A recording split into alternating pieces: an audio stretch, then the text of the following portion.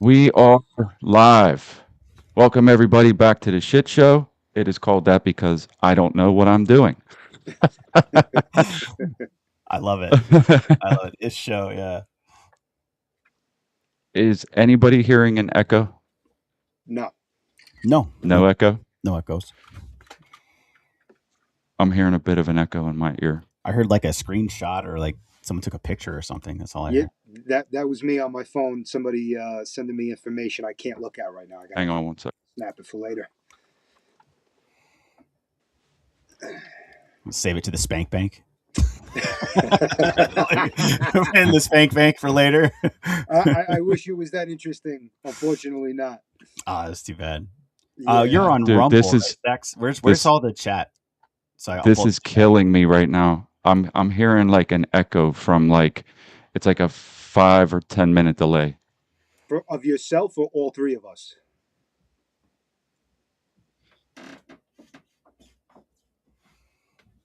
Like everything you guys just said, I hear again right after you repeat it. Wow. Do you have it open in like another window? Do you have you like are you watching yourself from Rumble or something? You know what? You might be right. Let me Let me try that. I think you might be right. I think I had a YouTube show open. Uh, Yeah, yeah, I think feedback. that was it. Yeah. The All audio. right, that's why this is called the shit show, right? I got a really cool guest today. He goes by NotNiceGuy. If you want to, why don't you tell everybody where they can find you in the beginning, and then we'll do it again at the end. Sure. So, I'm not nice guy. I run a show called Artificial Dissemination HD on Rumble, pretty much only Rumble. I stream almost every day. I do Sundays and Mondays are for the Lord, so I spend those days we do scripture study, deep dives into my faith, which I'm a Latter Day Saint, so a lot of people don't know a lot about it, and I love sharing that. And then Tuesdays and Thursdays, I pretty much just crash out about political stuff. I literally just get out there and scream and call people all sorts of terrible names. Uh, and then I repent later. And then I'm like, oh, I should be better than that. Shoot, I mean, what else? That's pretty much it. I do a show tonight. After this, I will be doing a show called Hump Day Hangout, and it's literally user submitted content where we just get together and laugh at people doing whatever crazy stuff, whatever anybody sends me is what we end up doing. Sort of TLC esque. Is that what that is? Yeah, like timeline cleanse. If you guys are familiar with that. Yeah, yeah. Well, that's it's always fun whenever I get into one of your shows when I have the time, obviously, because Not Nice Guy has epic rants, and once he gets fired up, he goes all the way in. It's actually quite Don't enjoyable. get me And started. it, I was gonna say, don't hold back, man. If you feel the need, you go right ahead. Yeah, You when let it the go. redness You let gets it go about on this here one. and the steam starts coming out of my ears, you'll know to like pull it from YouTube. Dude, you got that Irish blood in you, I can see, and Oh yeah. my whole family is Irish, and yeah, you can tell it's like the thermometer, like in a cartoon. When they turn red, it's about to get hot. Yep. It's literal. You can see it, like you can Literal. see. Yep. um, It's true. we are in the holiday season, and I wanted to plug a friend of mine real quick. Let me see if you guys can you read that Oh, Lord. Yeah. Now I have a machine gun. machine. Ho ho. You remember that from Ho. Die Hard. what was Die it? Die Hard. Hard. Yeah. Die Hard is a Christmas movie, and I don't care what you say. Amen. This is from Cultivated Laser on X. He's a real cool dude. He's done me some favors in the past, and he's a real good guy. And he sent me 3 of these. They're on the Christmas tree now. I thought it was kind of cool. It's sort of right up my alley. A PMag laser. It's a small PMag, obviously. Laser engraved with. Now I have a machine gun, Ho ho. just ho. like from Die Hard. So yeah, good I times. watch that movie every year. I watch that. I watch It's a Wonderful Life. And then I actually put The Grinch with Jim Carrey in the rotation because I don't know. I find it hilarious. It's like my top 3 probably Christmas movies. Good picks. Yeah. Quite a mixture from Die Hard. So you get a little of everything. Yeah. Little family entertainment, kid entertainment, and some adult entertainment as Yeah. well. You know that there's some uncut versions of Die Hard that are actually cool as hell that they don't typically have on like regular TV or streaming. No. There's like some really wild parts that they've cut out of them. I still can't find the one that's uncut, but I have it. it's. Do you have it? It's called the extended cut.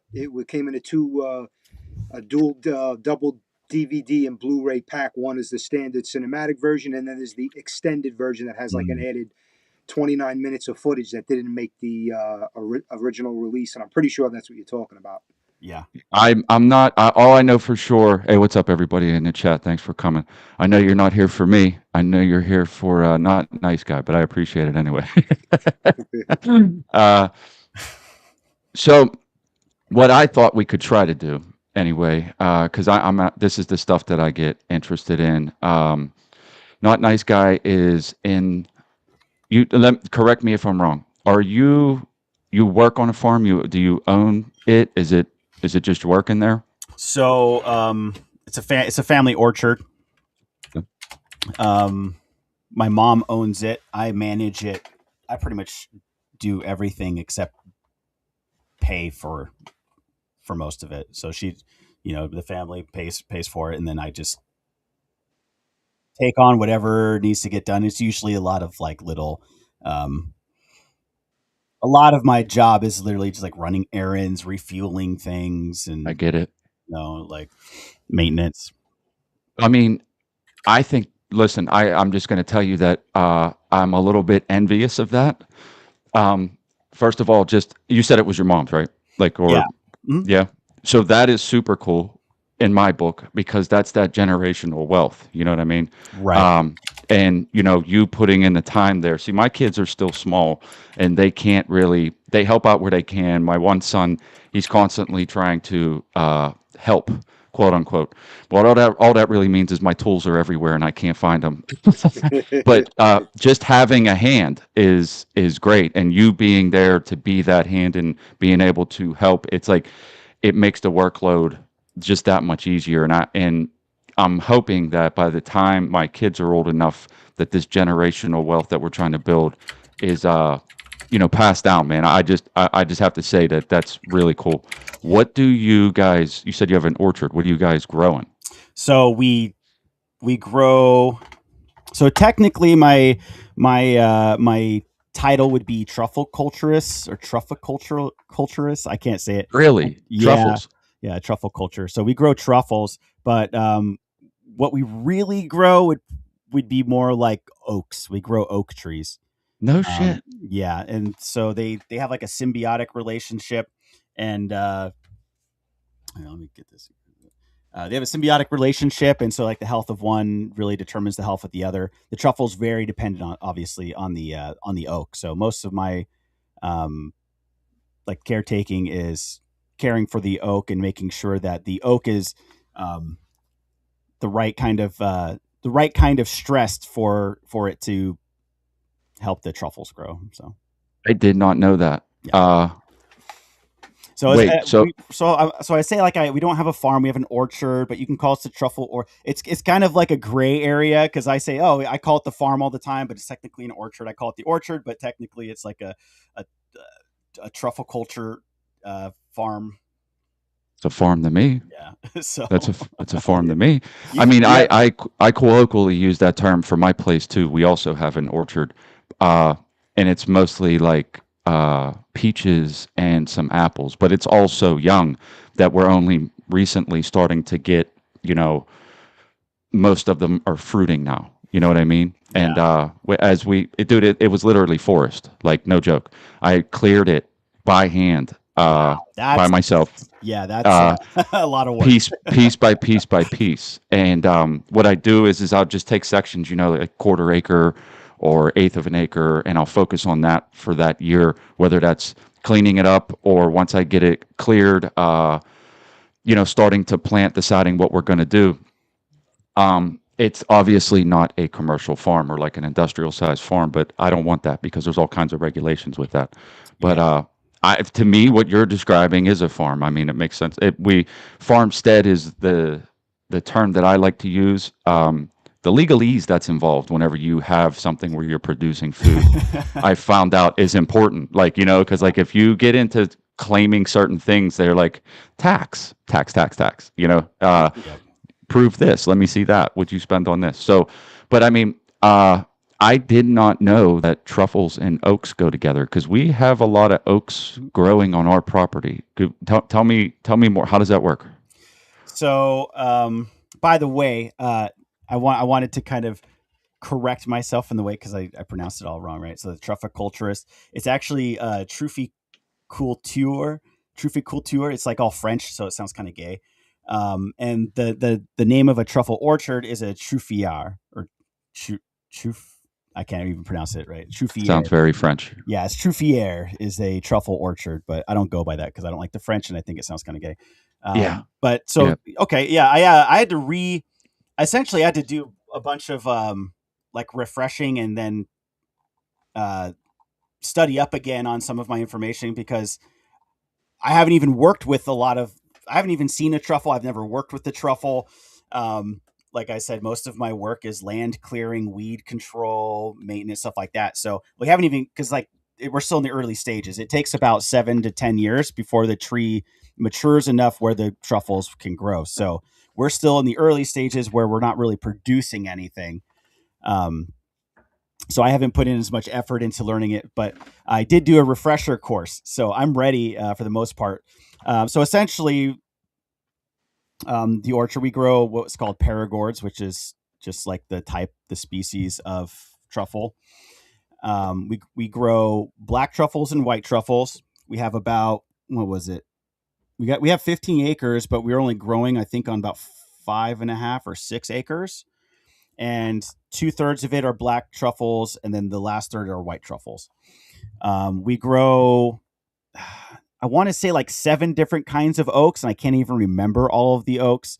And when my mom started this, she started this as kind of like this is her idea, her dream of like, she's always wanted to work on a farm. She grew up really poor in the foster care system, and so when she finally came into money, and she's pretty good with her money, she invested in getting this done. So she paid people to do what you're doing by hand, which is, to me, when you said you're land clearing by hand by yourself, that's, to me, that's insane. That's insanity. That's You're not so wrong. much. That's so much work, but Hmm. I admire that, right? So Look, and you add a 9 to 5 to that on top of that, dude. Like I'm doing a 9 to 5, and then as soon any free time is like we're cutting trees, we're hacking bushes, we're I right. get it. I mean, but I have to say real quick is the parallels between your family story and mine are it's kind of cool in a way. I mean, it's the same. Your mom's story is very similar to mine. I was also in the foster system for a little while. I also had the dream. I grew up poor, and I just started to make it happen. I this is cool that this is happening. I love hearing this shit. I love seeing this shit. It's like Yeah. like and it's do. I mean, and obviously she's succeeding in some way, right? Yeah. Yeah. Um, what what I'm most curious. So what's funny is it just slightly off topic. The oaks.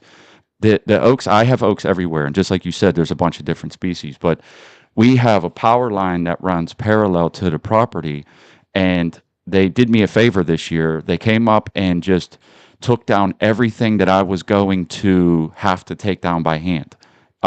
They come up with this giant machine and just whacked it all down. I'm shaking this dude's hand. I'm like, "Thank you," because like these machines they're at least they're anywhere from 5 to 10,000 depending on how long you're gonna rent it for, right? So like it's not cheap, and they just wanted to help out. I was like, I don't. They typically spray, like glyphosate.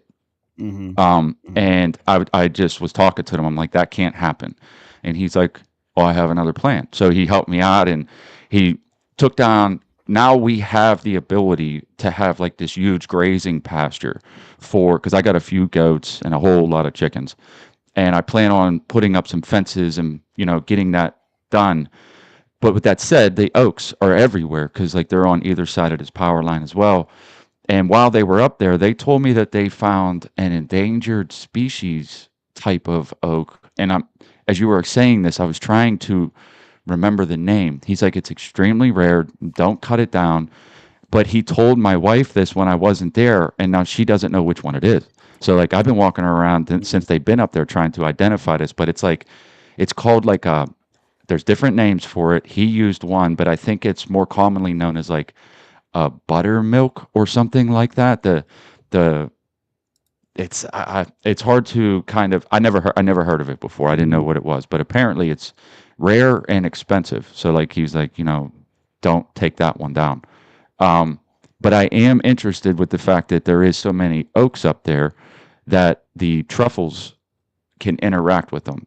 Because what I try to do is I try to do the permaculture side of it, where it's like I don't want to just strip the land and make it something that it doesn't naturally want to be. I did not know about truffles being a thing with oaks, and considering that there's a lot of oaks up there, I'd be very interested to know, how do you get the truffles to interact with the oaks?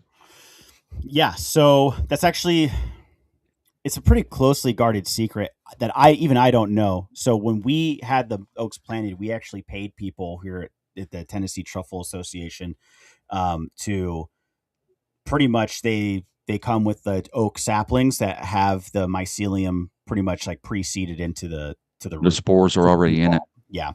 Okay. I don't know exactly how they do it.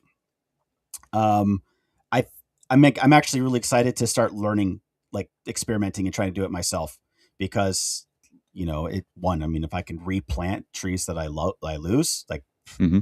that's great. It saves me Yeah. a lot of money. But also it's um, just kind of interested in like the science of it, the trial and error of trying to make Hey, it work. dude, I swear to God, you're singing my tune. Everything that you have touched on is all the same stuff that I've. It's very eerie how similar a lot of that is. I feel the same way. I wish I would be entirely honest. Like when I hear myself talk, it's like, wow, I sound like I do a lot of work. And honestly, I feel like I'm so lazy. I feel like I don't hardly get anything done. And so like, I feel like I'm talking myself up here and not being entirely honest, but I mean, I guess I am being honest. I feel, sometimes I feel like an imposter in my own skin, because I come from San Francisco. I grew up as a white minority in San Francisco suburbs called Daly City. It's also called Little Manila because it's like the largest Filipino population in the world. Um, it's like outside of Manila, the capital of Philippines, and like I just grew up my whole life in front of a computer screen. This is the kind of thing that I'm comfortable with. This is like my arena. Wheelhouse. Yeah, my wheelhouse. And then I kind of like after COVID, I essentially was just like, I got to get the hell out of the Bay Area. I lived in San Francisco. I just moved to Santa Clara, then to um, it's like Scotts Valley, but it's like the Santa Cruz Mountains. And I like the Santa Cruz Mountains a lot. But when COVID hit, people were just they lost their mind. It was literally like, what's that movie? There's a movie where pretty much everybody else goes insane except the one guy, and he's just like, what the? It's almost like Idiocracy, actually. Oh God, I feel that so much. Oh, I feel like I woke up at from being cryogenically frozen. Trump's president, and everyone has just lost their mind. And I was just like, I got to get the heck out of here. I can relate to that. Where we do part ways is the tech thing. I was Yeah, never a techie ever. But I feel that very much, especially during my COVID. my vibe from you, I kind of get the feeling that you worked with like cars, mechanics. Were you in that kind of area? Okay, I'll tell you. Yeah. So I grew up in Pittsburgh, and as far as mechanics, I was never a worker on cars, but I got in a lot of trouble in my youth for stealing cars. We we had. I mean, I tried to explain. I was in a foster home because my parents were not great parents, and the only way I knew how to get money was, I turned to the streets. And back then it was stealing cars for money, and we would take them to chop shops. And mind you, this started when I was in my early teens. Like I started around 12 years old. I was running from police and stolen cars when I was like 13 and 14 years old. Um, but we did. There was that aspect of it, and I got in trouble a lot. And then I did the same thing though, where at one point I was like, I just got to get out of here. There's a very long and intense story involved there. I'll spare you right now. But it's it's a story that is going to be told at some point in the near future. There's some things happening that may change. Drew's aware of some of it, but this ain't about that. So I'll spare you from that. But I can relate about trying to get out of the city. I mean, at one point, Yeah. it just felt like, and I grew up there, and I know everybody there. Everybody in that town knows me, like just because I was so wild. And I'm not. This is not braggadocious. I don't like it. There's a reason why they know me, and it's not a good thing. Um, but I at one point I was just like, I don't. I feel like I don't belong here anymore. Like Yeah. this is just. It's just Well, bad. Like, I never felt like I belonged. Like I said, I was a white minority. I was like the only white kid in school until well, like freshman or sophomore year in high school, and even then we were massive minority. Everyone else was Asian, Filipino, Mexican. There was some black and stuff, but um, I never really felt like I fit in. I could be friends with people, but I didn't speak their language. You know, I didn't speak Chinese. I didn't speak, Mandarin or Cantonese. I didn't speak Tagalog. I didn't speak Spanish. And, that's, I didn't even relate to like their culture because they're all, listening to like rap music and calling each other the N word and stuff. And this is like, I'm the only one who can't say that. I can't enjoy in their, like, I can't participate in any of their culture. So I never really felt acclimated. I mean, I like the city well enough, but the people, they just weren't my people. They were never my people. So when I got out, I do have to say I had an experience because it was like my, was it for sophomore, junior year of high school. I decided that I'd rather live with my mom. My parents were divorced. So I'd rather live with my mom, and she lived in Idaho. And then when I moved there, oh, Idaho. yeah, I lived in like Meridian, Boise, Star, Tampa. I lived in a bunch of places out there, Nampa or whatever. Um, but yeah, moved to Idaho, and I had culture shock, man. It was like seeing everybody else being white around me. I was like, Yeah. I felt like a fish out of water, even though like because I was around my own people. It was very strange for a while, but it was really easy to like to adapt. It's just I had like that city mentality. I wasn't used to these country boys doing their country stuff and you know jumping off of bridges and driving four wheelers and shooting guns. It was all Yeah. foreign to me. So, Yeah. like I spent a lot, man. Now that I'm hearing myself talk about it, it's kind of true. Like I felt like a fish out of water. I felt like I didn't belong probably till I was like 25 or 26, where I just decided I didn't care if I belonged or not. I mean, in all honesty, I think a lot of people go through that where it's just like, you're just not. It's not. I mean, but you feel like you don't belong, but like I think it takes a man to take the action to actually move and get away and go and find where you think you Yeah. belong. You know what I mean? Yeah. Your placements are fascinating too. I'm not sure if I like this or because it's beginning to get eerie, but I had two places in mind that like if I was going to leave because we're in Pennsylvania and I had two places in mind that I thought about moving to Tennessee and Idaho. Those were those were my those were my two sort of go. We actually honeymooned in the Smoky Mountains, and that's when I was like, I dig it. Oh, I dig it here. Like yeah. this is pretty cool. Um, I'd do recommend. you? I would definitely recommend Idaho. I'm still feeling out Tennessee. So far, I really like Tennessee. There's some things about Tennessee that I just I don't know that I'll ever really like. There's the town I live in is it's a lot of good old boys, and because I don't have that generational roots here, I'm always Yeah, the outsider. I'm the outsider again. yeah. So like if I were to um, like for instance, this one time I'll tell you a little story real quick. Go Um, for it. I was so my mom had lost her job and she got another job and she was traveling for work. So I was holding down the homestead by myself. And we had purchased when they bought the house, they bought the propane tank that was stationed on the property Yep. with the house. And there was some kind of craziness with like the contracting with the company out here. And so I don't know anything about it. One day I'm waking up, we just got the gas filled from this other company. They asked me if I filled it up with them. I was like, we've filled it up with you this whole time. They go, oh, that's weird because like your can is from a different company. Well, that guy ratted me out because he's a local friend to the people who live here. So he ratted me out to the company that had sold the previous owner of the house the gas can.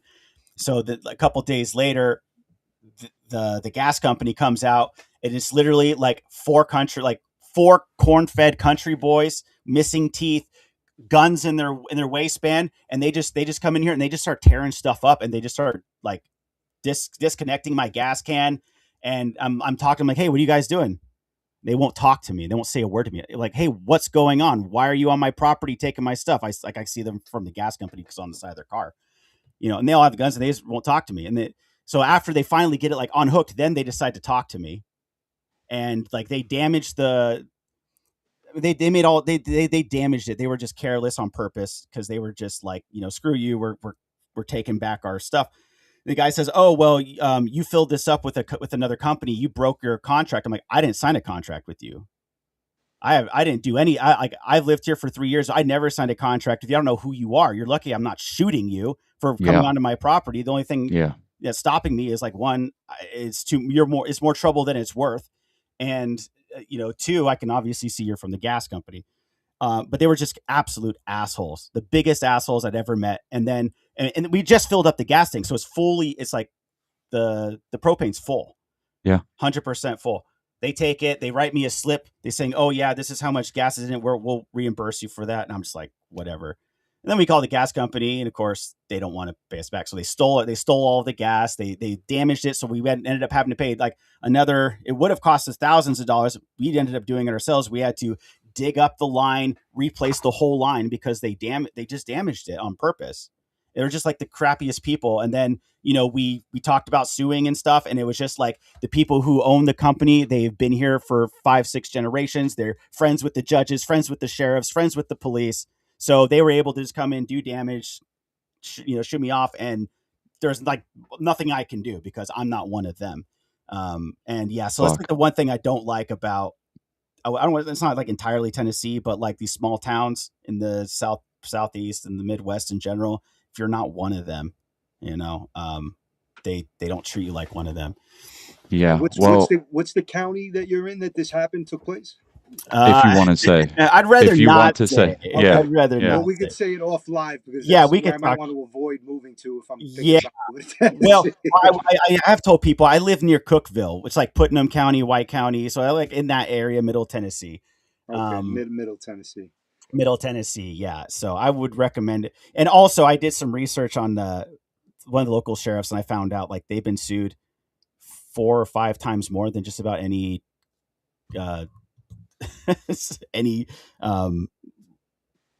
like police district in the country. Wow. Like per capita. So like for as many like sheriffs there are for the county, they've been sued more times than just about any police department ever. And then like half of the lawsuits actually were won by the plaintiff. So the sheriffs had to pay up quite a bit. And then I found out, you could probably find out exactly where, but then I found out that they had gotten sued not that long ago. This is between 2006 and now. It's like 17 to 20 years. They got sued because they were running like a eugenics experiment in the prison where they were they were offering people reduced sentences if they sterilized themselves. Holy shit. And the prisoners that sued them won. So like my love for law enforcement, I just absolutely love law enforcement. But I found that out the other day, and I'm just like, go figure. Like, just go figure. Wow. The eugenics experiment? Okay. Well, I mean, it's not really eugenics, but they're literally trying to sterilize criminals. No, I get it. I mean, if I'm being honest, how do I say this? I think I don't necessarily hate that idea for certain situations. But I mean, I don't know that I would condone it without having more details, right? Exactly. Like that first thing I thought is like, well, there are a bunch of like just like inbred, drug-addled like white trash out here, and my first thought is like, oh, I could see why, because I've seen some of them around. I'm like, yeah, maybe the world would be better. More of their kids. They weren't forcing these inmates; they were giving them the option. Yeah. It's with incentives, right? Yeah. They weren't forcing it; it was incentivized. There might have been some inmates in there that might have been like, oh, so when I get out early now, I could just bang a bunch of girls and not have to pull out. This might be a win-win. Yeah, yeah, Yeah. Yeah. right, right. Win-win. Me of a guy that I know that moved to Oklahoma, and he ran into the same situation, extremely small town, like very sparse, like the neighbors you can imagine. Uh, but apparently they had an interaction with an older guy there, and he was always an asshole to him, and the dude just kind of accepted it at one point that like this is just how he's going to be because he's not from there.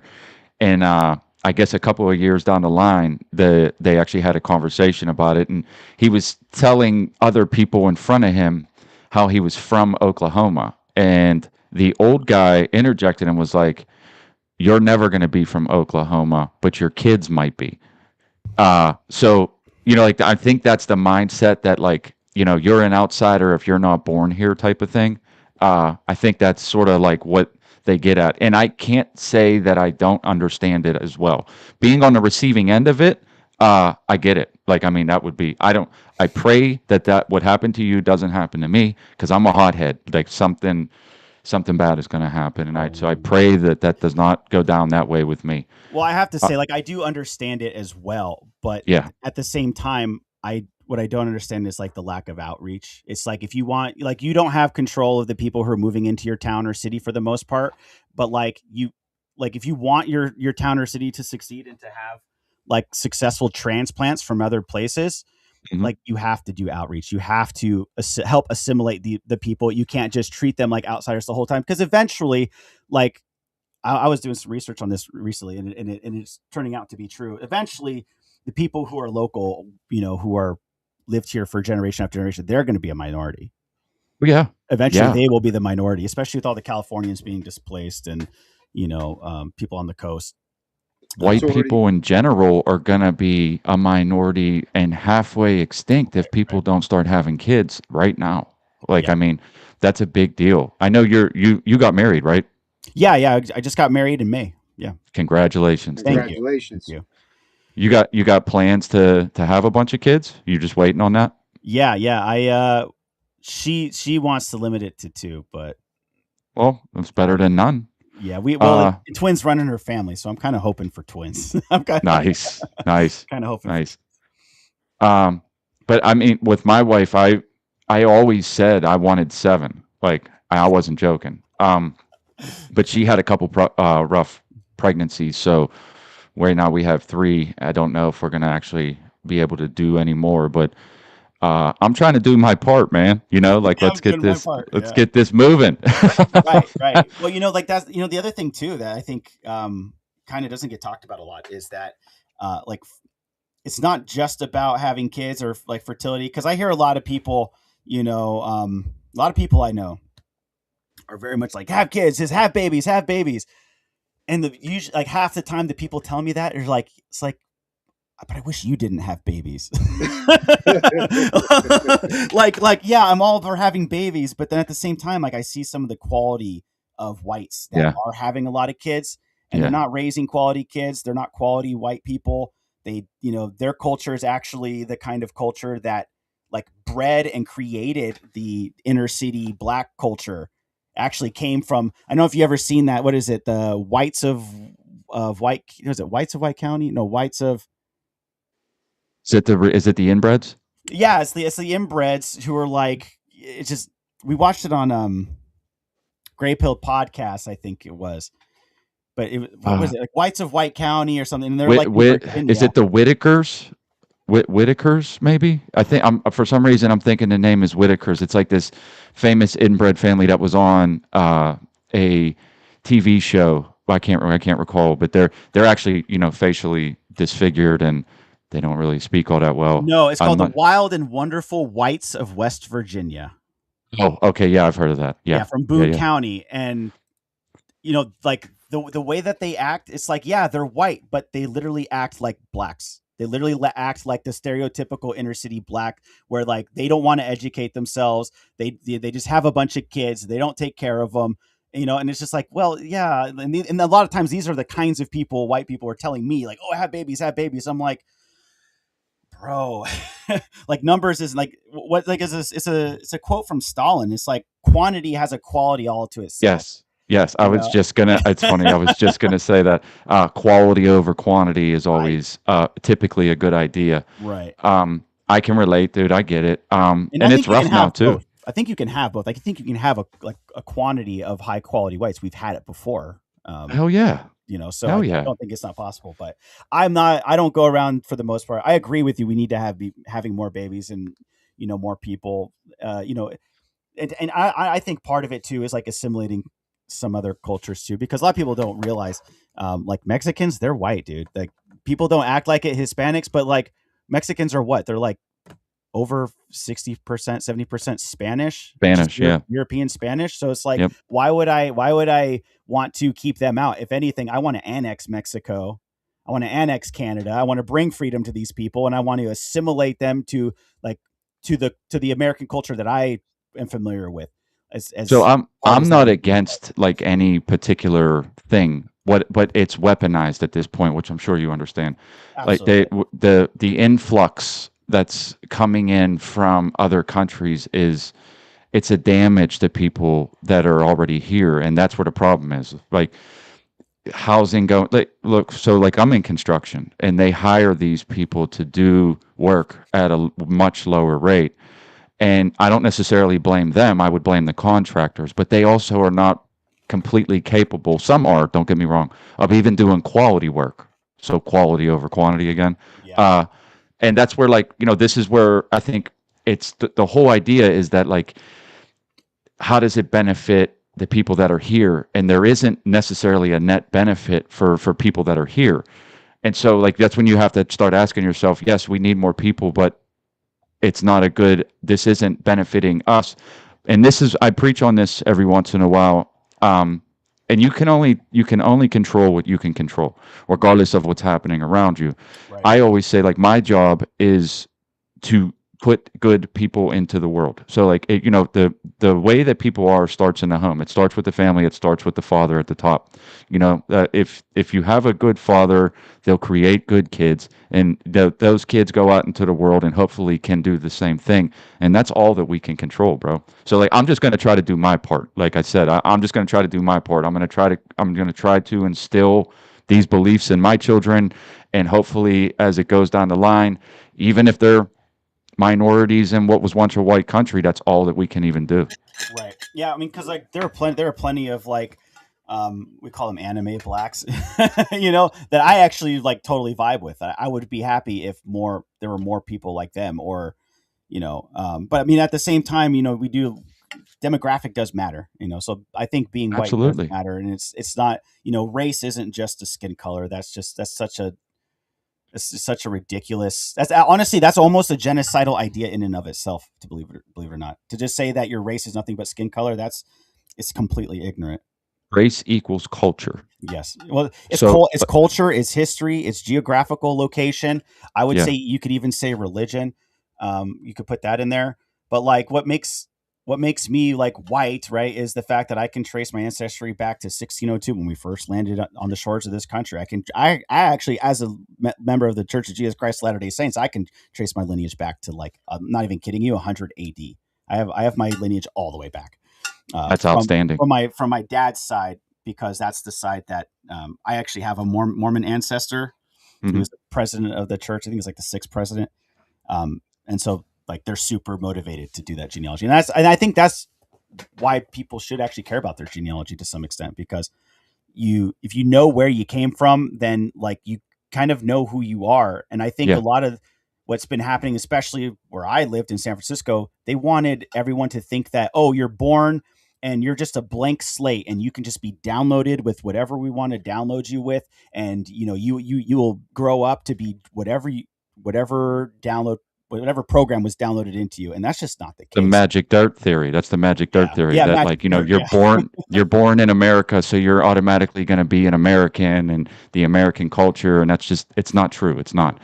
Generations down the line, if you're a drop in the bucket, that can be true, right? Like, regardless of skin color, if you're a drop in the bucket of that, you can, but I mean, we have Chinatowns and we have, like, like little little spots where it's simply people that speak Spanish or Korean or whatever that might be, and this is just where we are now. But I mean, it's interesting, even with the LDS, like when they this is the interesting part. I guess we can start to touch on that, but how white that is, and how, I mean, I think up until recently, feel free to stop me and correct me at any point, but it's one of the appealing things that I've seen from it, that you know it's kind of it's very interesting because they were very much against mixing, and they sort of carved out their own area in Utah, and they were like, this is where we set up shop, and they did it, like they did it as best as you could possibly do it.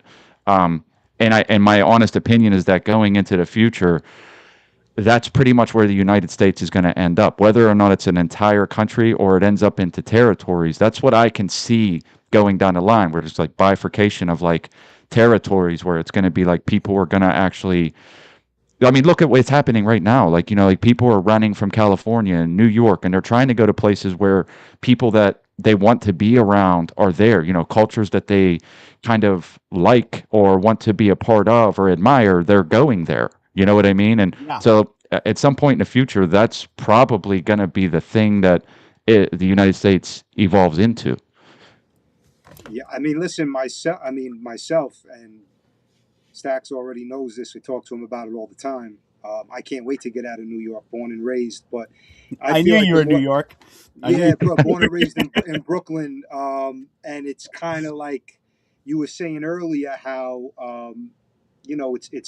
it's not what it was, in the sense where like nobody, like I don't really, all the people I grew up with, that kind of camaraderie, that neighborhood camaraderie, is gone, and it's just a mix of everything, which I don't necessarily have an issue with. What I am seeing a lot of is when people want to come here and they don't want to assimilate, but they want to assimilate America to their way of life where they are. So you want to make laws here based on where you come from. You want your religion to be law here.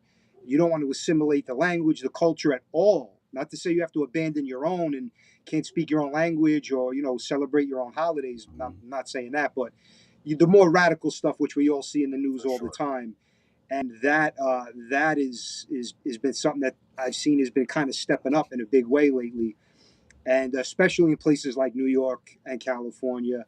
Yep. And it's like, I feel like almost like I got on a plane, took a 13-hour plane ride somewhere to I don't know where, somewhere else, and now I'm there. Meanwhile, like this is where I'm from, so the scenery looks the same, but everything else is different, and it's happening at an existential rate as the time goes on. Yeah, yeah. Well, I So did, I did a little little digging with AI, and I asked it a bunch of series of questions and tried to dig some information out of it, and I was essentially trying to get an idea of like what percentage of the population since 1960 were immigrants or children of immigrants, and it's very difficult because they don't keep track of who's a child of an immigrant. They only keep track of the immigrants that come here, and so asked it a bunch of questions. It ended up like reaching out to like all these different statistics, and I said, okay, put all these statistics together and kind of tell me, of the total population, what percentage of America as a whole is immigrant or children of immigrants since 1960, and it's like 25%.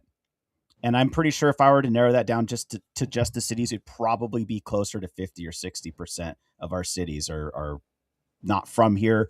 They and growing up, my whole experience growing up, I'm amazed I didn't turn out to be like an absolute just insane racist. To be honest, like just hating everybody with even a little bit of melatonin, because where I grew up, the women weren't the women wouldn't date me because I was white, because their parents would not let them date a white guy. I was picked on all the time. I had teachers. I'm not even kidding you. My teachers called me white boy. Really? My middle school teachers called me white boy. They didn't call me by my name. They called me white boy because I was the only white kid. Um, all my friends called me white boy. The only people I got, and like I got bullied. I got one time someone came up and my grandfather was just like a pretty much a bleeding heart liberal, like the original social justice warrior, not what passes for that today. And so I was told never to use that word. So when someone called me that word, I was offended because it's like I was always brought up properly. I was brought up properly. to like not have to resort to that. So I said, I'm not your N-word to the guy. He told the principal put me in detention for telling him not to call me that name. Like that, like to this day, it still pretty much irritates the hell out of me. But like everybody was going on and on and on about how great their culture was. Oh, Viva la Raza, Pinoy pride, Asian pride, Black power. Everybody had their thing. It was very, very racially aware, and everybody was happy about where they came from, but nobody was happy about where they were. No, everybody hated America and they loved where they came from, but they're here. They'd rather be here. Um, it's like everybody loves where they came from. Nobody loves where they are. And like, that was my whole experience in school growing up. And it made me really bitter towards a lot of people for a long time. Immigrants who come here and who are just like, oh yeah, I'll come to America to live a better life. But then I'm going to promote my language, my culture, like what you were saying, Drew. Yeah. And I like the pockets of culture, because San Francisco, before it turned entirely gay, both literally and figuratively, it was actually really cool. You go to Chinatown and the architecture kind of resembled parts of China. The food resembled parts of China. And most of the Chinese people were like kind of like in that area. And like, that was kind of cool. You wanted to see a part of that culture. You're able to go and kind of experience that culture. And then you could leave, and then you could go back to your own culture. Or at least with people who are willing to also embrace yours and kind of share it as a community, not just shit on you for it. And respect your laws and your culture and exactly. And not like, but like now it's like, it's all of San Francisco's Chinatown. The whole city is Chinatown. I kid you not. It's Chinatown and Mexico just like smashed together. And I mean, America's treated like an economic zone where people come to capitalize on the system.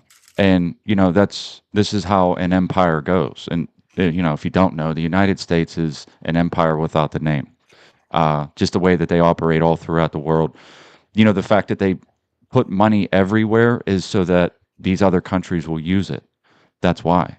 Like we're always caught up in the idea, like, why are we sending money everywhere? Well, we're in an empire, and this empire, this is how it puts its power in other countries that doesn't have its flag. They use its currency.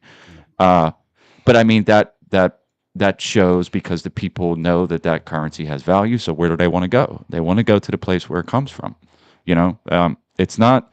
Sometimes you can boil it down to simplify it, but it's much more complex than that. But I mean, that's essentially what it is. I mean, it actually with this, it might sound a little, because people say this all the time, but that's exactly what happened with Rome. Like, they expanded so far. And they used Caesars. The Caesars was the money. So, they expanded their Caesars as currency so far. And they also did the same thing where they brought, it was immigrants from everywhere. There wasn't. Yeah, they relied heavily on the Federati, which were essentially the foreign armies. They would have like foreigners from different lands who would be paid to come and fight Rome's battles for them. And when they were done fighting the battles, they would lay roots down in Rome and in Italy and the other territories, completely changed the demographic and they had entire armies of just like Germans that they conquered at one point. And then but I mean, think about that. We're sending checks. This is just one example, and this happens all the time. They still send money to the Taliban today. That's an example of exactly that. Yep. Like that's what it is. They're the army, the militia. They don't fly the flag, obviously, because that would be bad for peace, for how people would look at it. But like they're doing the bidding, regardless how anybody wants to look at it, whether they want to admit it or whether anybody else wants to actually see it. They're paying them for a reason. And here's a whole bunch of American dollars. Now go attack that place. Yeah, I mean that whole region, is literally nothing but a series of proxy wars fought by people that we've trained and paid for the last almost 100 years, like 80, 60 years. We've been doing this. Reagan he funded the Mujahideen. Irgun, which is like the Israeli, they created terrorism. We're still funding them today. We're funding the biggest terrorist group on the planet today. It's called Israel. They just sent them another $4 billion, or they're trying to. There's an NDAA that was just voted on, and $4 billion is earmarked for Israel now. Yeah, Of course. Yeah, I, mean, I hope they choke on it. Honestly, Hmm. fucking assholes. Like the stuff they get away with. Like it was like in Sweden. I was just talking to somebody looking into this. It was like in Sweden. There's this Iranian immigrant, and I think it was in Sweden. One of these, cultures up there, and he lived there for 30 years. He assimilated. He was one of the good ones, right? He came from a different country. He assimilated. He had his own like small business, had a family with a local, and had kids and everything. Well, like Israel sent in their Mossad and assassinated him, thinking, claiming that, oh yeah, well we've had intel on this guy. He's a terrorist for so and so. And then the government was like, no, he's not. Like we did their own independent. They're not. And the next thing you know, the Mossad's gone. So they literally assassinated a like an assassinated someone on foreign territory, and nothing, like they never have any consequences for their actions. I mean, who's in charge? That's why the Yeah. American empire. They make the rules. They do what they do, and who's going to hold them accountable? Every power structure on the planet revolves around the American empire. So, like, who's actually going to hold them accountable? Yeah.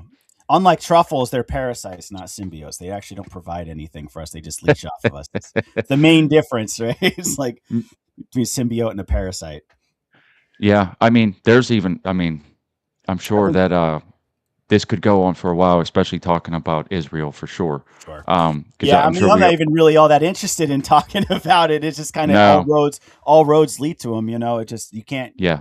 find a problem in the world that doesn't somehow turn out to be funded by them, started by them, like controlled by them. It's uncanny. It's actually infuriating, not in the sense that like they're getting away with it. It's infuriating because like sometimes I would just like for once to have some level of normalcy. It's like, can it for once just not be them? Can it be like anybody else? Can it be interesting? Again, just to put another point on it, it's again why I'm always harping on this, and it's easy to see what's going on and see how messed up it all is. What can we control though? What can we control? Right. Like what can we do? And for me, it just starts. I just try to simplify it. Can we grow our own food? Can we have our own families, strong families that have the same belief systems, and can we build from there?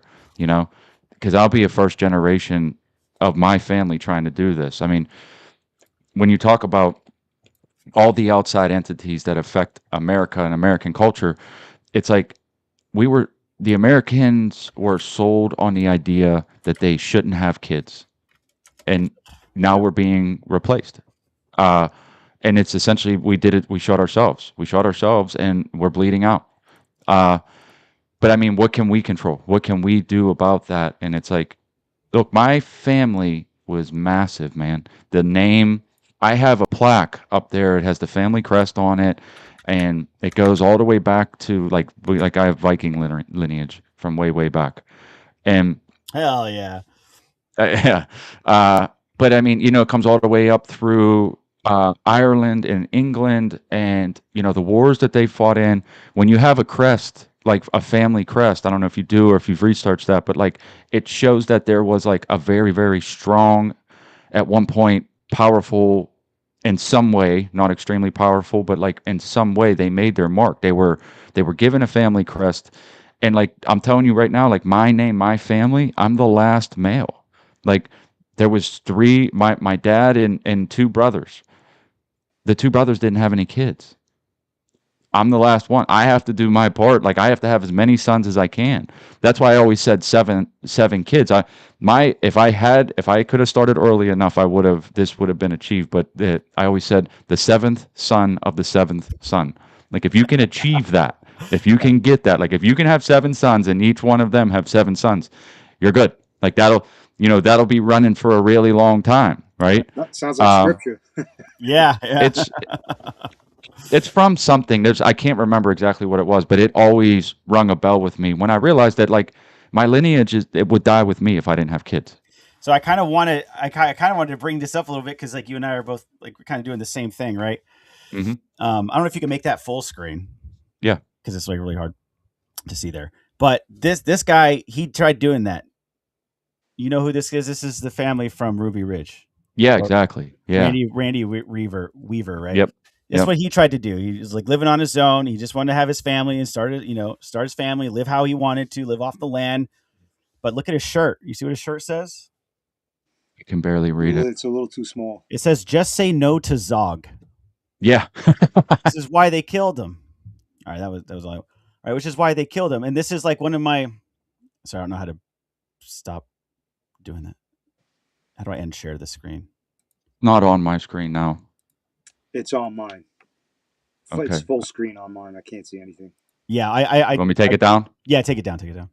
Yeah, so like this is one of the things I'm concerned about because like this was our government who perpetrated this. They framed him by convincing him, pressuring him over and over again. In fact, to like commit an illegal action. I think it was to make a sawed-off shotgun, saw off Yeah. the barrel of a gun, and then Yeah. they justified killing and burning his family and everything. It's like absolutely insane. And this is like. Because on the one hand, I want to just outright agree with you. Yeah, we have to just like take our own lives and our own property and family and everything like into our own hands. And at the same time, it's like, I don't even know that that's enough because at the end of the day, I could have a family. I could have 7 sons who have 7 sons and they Mhm. come in and set us all on fire for under some It's true. BS Yeah. pretense. And so like my ability to leave a legacy is actually somewhat contingent upon how well my government protects that. Like government is supposed to, at least our government in the United States, is supposed to protect our ability to pursue happiness and to have life and liberty. And so this is one of the reasons I am pretty passionate about politics, and I haven't just given it up. And it's not that I'm actually not passionate about politics. Let me rephrase that. I'm passionate about change. Yeah. Because I don't think nothing's going to happen with politics. Politics is a dead end. I don't think there's a political solution personally, and I No. don't think a revolution is possible because of the technocracy is just too powerful. They can see everything, they can hear everything. Like they have it now where they can actually create images from like the towers, like Wi-Fi or the 5G towers. It's like Yeah. they can actually use that. You ever seen Batman? What was it? Batman I just told Drew about this. Dark Go ahead. Knight, Yeah. where he's using the bat vision. That sonar technology. That sonar thing, they literally have that. Like the way he was using the cell phones to create pictures, they literally have that. So like, yeah, you were telling me about that stack with the Wi-Fi. Yeah. Yeah. so Yeah. like If they get your IP address, they could pull up a van outside and see everything that's going on. right, and yeah, they can do.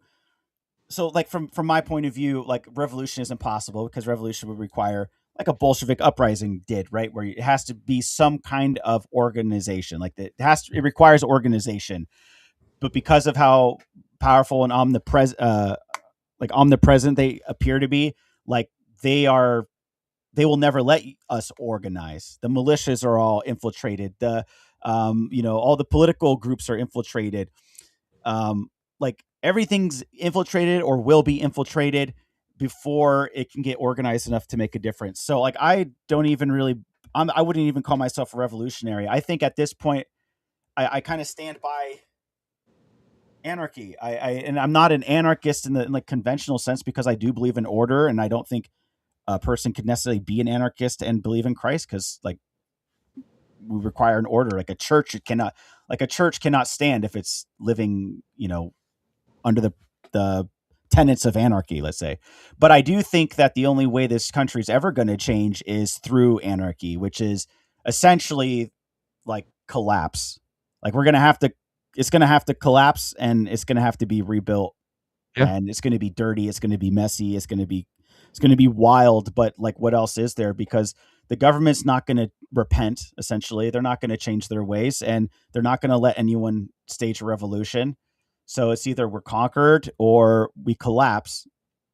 And this is where I'm kind of hedging my bets. I suspect that if we collapse, my best bet is to have a farmstead, to have a homestead, to produce my own food, or at least know how to produce my own food, to get competent skills to, like, I killed my first deer last year. Never hunted before in my life. I killed a deer, and it was actually a couple of the missionaries, the Mormon missionaries. One of them's from Idaho. He's just addicted to hunting. And he's like, dude, if you ever kill a deer, I'm gonna be there and I'm gonna help. I'm gonna teach you how to do it. I'm like, all right. And I saw a deer one day. I'm like, I gotta kill it because they eat my trees. Yeah. And the cool thing about Tennessee too is that if you do have like the farm tax stamp or whatever, Hmm. and the deer are considered pests, so you can technically hunt year round and to protect Yeah. your orchard. So that's what I did. I killed it, and You he gut it? came. You get into that? You have to Everything. gut it. You He have to. came Oh, did you butcher it too? everything See, that's where I don't from know how to killing it. butcher it yet. Yeah, from killing it to skinning it to like gutting it, skinning it, cleaning it, everything. And all the way to like I took all the meat scraps and put it through a grinder and then air Nice. sealed it and made these nice little 1 pound packages of deer, venison, ground venison, everything. I got a bunch of bones in my fridge for the dog still. But Listen, that is, I get it, man. Like everything you just said is like I get it, right? How old are you? I'm 37. Okay. I'm going to say this as someone that's almost 50, and I want you to just hear me out. I felt the same way as you did when I was your age about how things looked, how things were going, how everything kind of looked insurmountable, right? Um, but we can't let that we can't let that in. We can't let that dictate, right? Like we can't let that idea that there's this insurmountable blob that is omnipresent that's always going to be able to defeat whatever we try to do. And I was there just the same as you. And then when I started looking inward and I started to get closer with God, and what I came to is that all we can do is what I was describing and what you're saying. Just that little thing that you did is the seed that grows into something bigger. And it's not about us, it's about the next generations, which is where generations previous have failed us as well. There wasn't a whole lot of thought, especially from the boomer generation. And I'm not trying to, if you're a boomer, don't take it personally. But like their decision making process wasn't how does this affect the future? How does this affect our kids, our grandkids? It was just about them, me, now, right? So just that little win that you were just describing about how you went out killed a deer. You were shown how to. I haven't learned how to butcher. I want to badly, for that reason that you're describing. But I mean, we have to hang on to the idea that it's not hopeless. It's never hopeless. Right. And It can I look will never say it's hopeless. Like even if they're able to, again, because I'm a man of faith, right? They can destroy my body all they want, but my soul exactly, doesn't belong to exactly. them. So And like what I'm building isn't for me. This has nothing to do with me. It's about can I do better for my kids and then try to push them down that path. And that's what I'm going to focus on, regardless of what the government entities are going to do. And I agree with you wholeheartedly that I would assume from everything that I see that their goal is bifurcation. We're going to break up into territories, like I said. I mean, it's because it'll weaken us, right? But that doesn't have to, change isn't always bad. It's just different, and people don't like different, right? But I mean, like I said, it's happening. But I would just say hang on to that little hope and build from it, right? Like learning that little bit, having your own ability. I said this on the last show. Like all the food out there in them store shelves are poisoned, like in some way, shape, or form. All not the high 90 percentile is just pure poison. And so like having the ability to feed yourself on some level, learn new skills, learn how to survive, and pass that down is how we can begin to win. But this is a generations long fight. It took generations to get here, and it'll take generations to get past it. for real, Yep. 100%. And like, sometimes I forget how I sound to people who don't think like me because like you're saying, because I think you kind of picked up on that energy of like, oh, they're omnipresent, they're gonna stop you if you try to do anything. It sounds black pilling. I forget that I sound black pilling sometimes because like my hope doesn't really like revolve around the material world anymore at this point. And so like, and I really love what you said, and this is something that is actually been very difficult for me because I grew up in a very narcissistic culture. Everybody, I mean, we all have, but I mean, I think San Francisco might kind of be a next level, in my opinion, because I don't see that level of narcissism in a lot of the places that I've lived.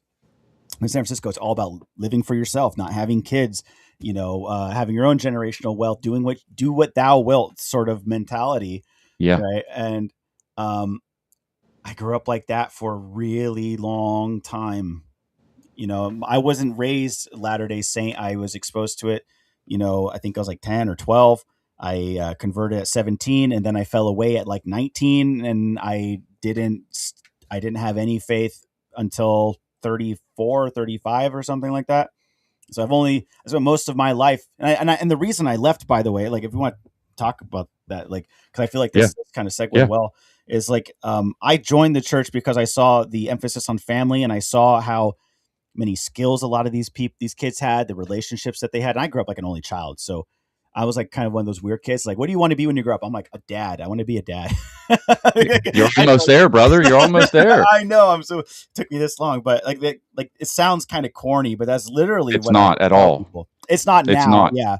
It's at the time it sounded corny, like an 18-year-old telling people, what do you want to be when you grow up, to a bunch of like narcissistic, never Yeah. have kids, leftist mentality people. Hmm. Um, it felt weird again because I was kind of different, but I always wanted to be a dad.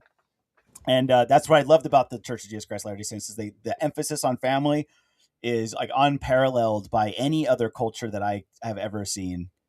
And like I've seen a lot of cultures, Catholics, the Filipinos have a pretty big family culture, Mexicans even. I grew up. I lived for quite a while in my friend's house.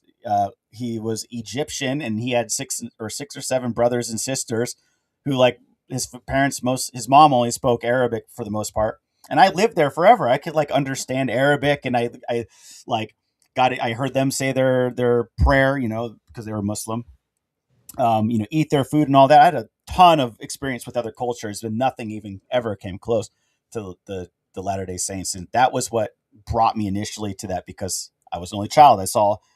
I didn't have any brothers, I didn't have any sisters. I have a broken family. I lived in a Hmm. multi-generational household with a Buddhist grandfather who fought in World War II, like an Irish Catholic grandmother who was like seemed mean spirited all the time, an alcoholic uncle who was atheist slash satanic or Luciferian, and my dad who was he was a punk rocker. He was a punk rocker turned police officer.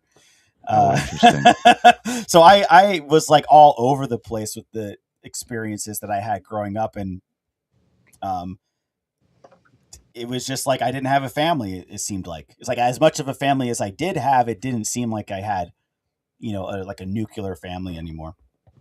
It was I very can relate. Like again, it's almost eerie. I don't know if I even like it, but I can relate totally because I found my family in the streets for a while. Like, and I took it seriously. I don't know if anybody else at that time did, but like back then I would have killed and died for the people that I ran with back then. Luckily it never had to come to anything like that. But I mean, I felt the same way. Like, when and again, this is another reason to not to build that family unit, because what it's like. You're searching for that, right? Like you're right. searching for that family unit when you don't have it, and you'll find quote unquote family in the worst places whenever that happens at times.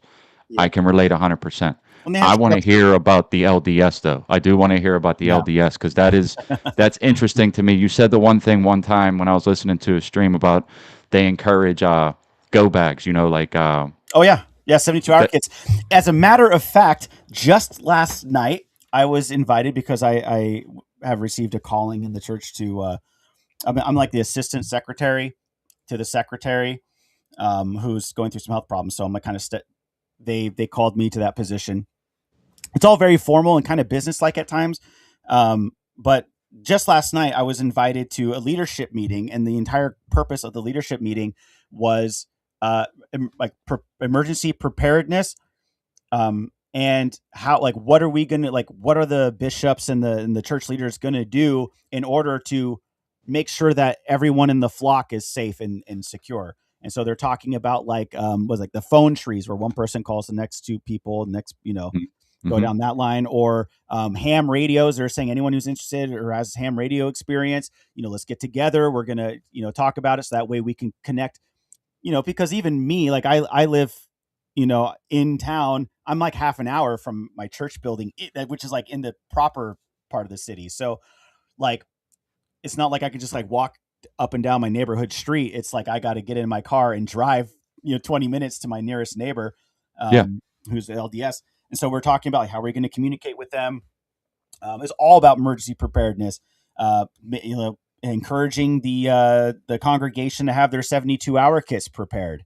Like that's, you can go into the LDS handbook and go look at that. They give you the entire list of things that you want to have in your to-go bag, how often to check it, like where are we going to meet in case of a disaster.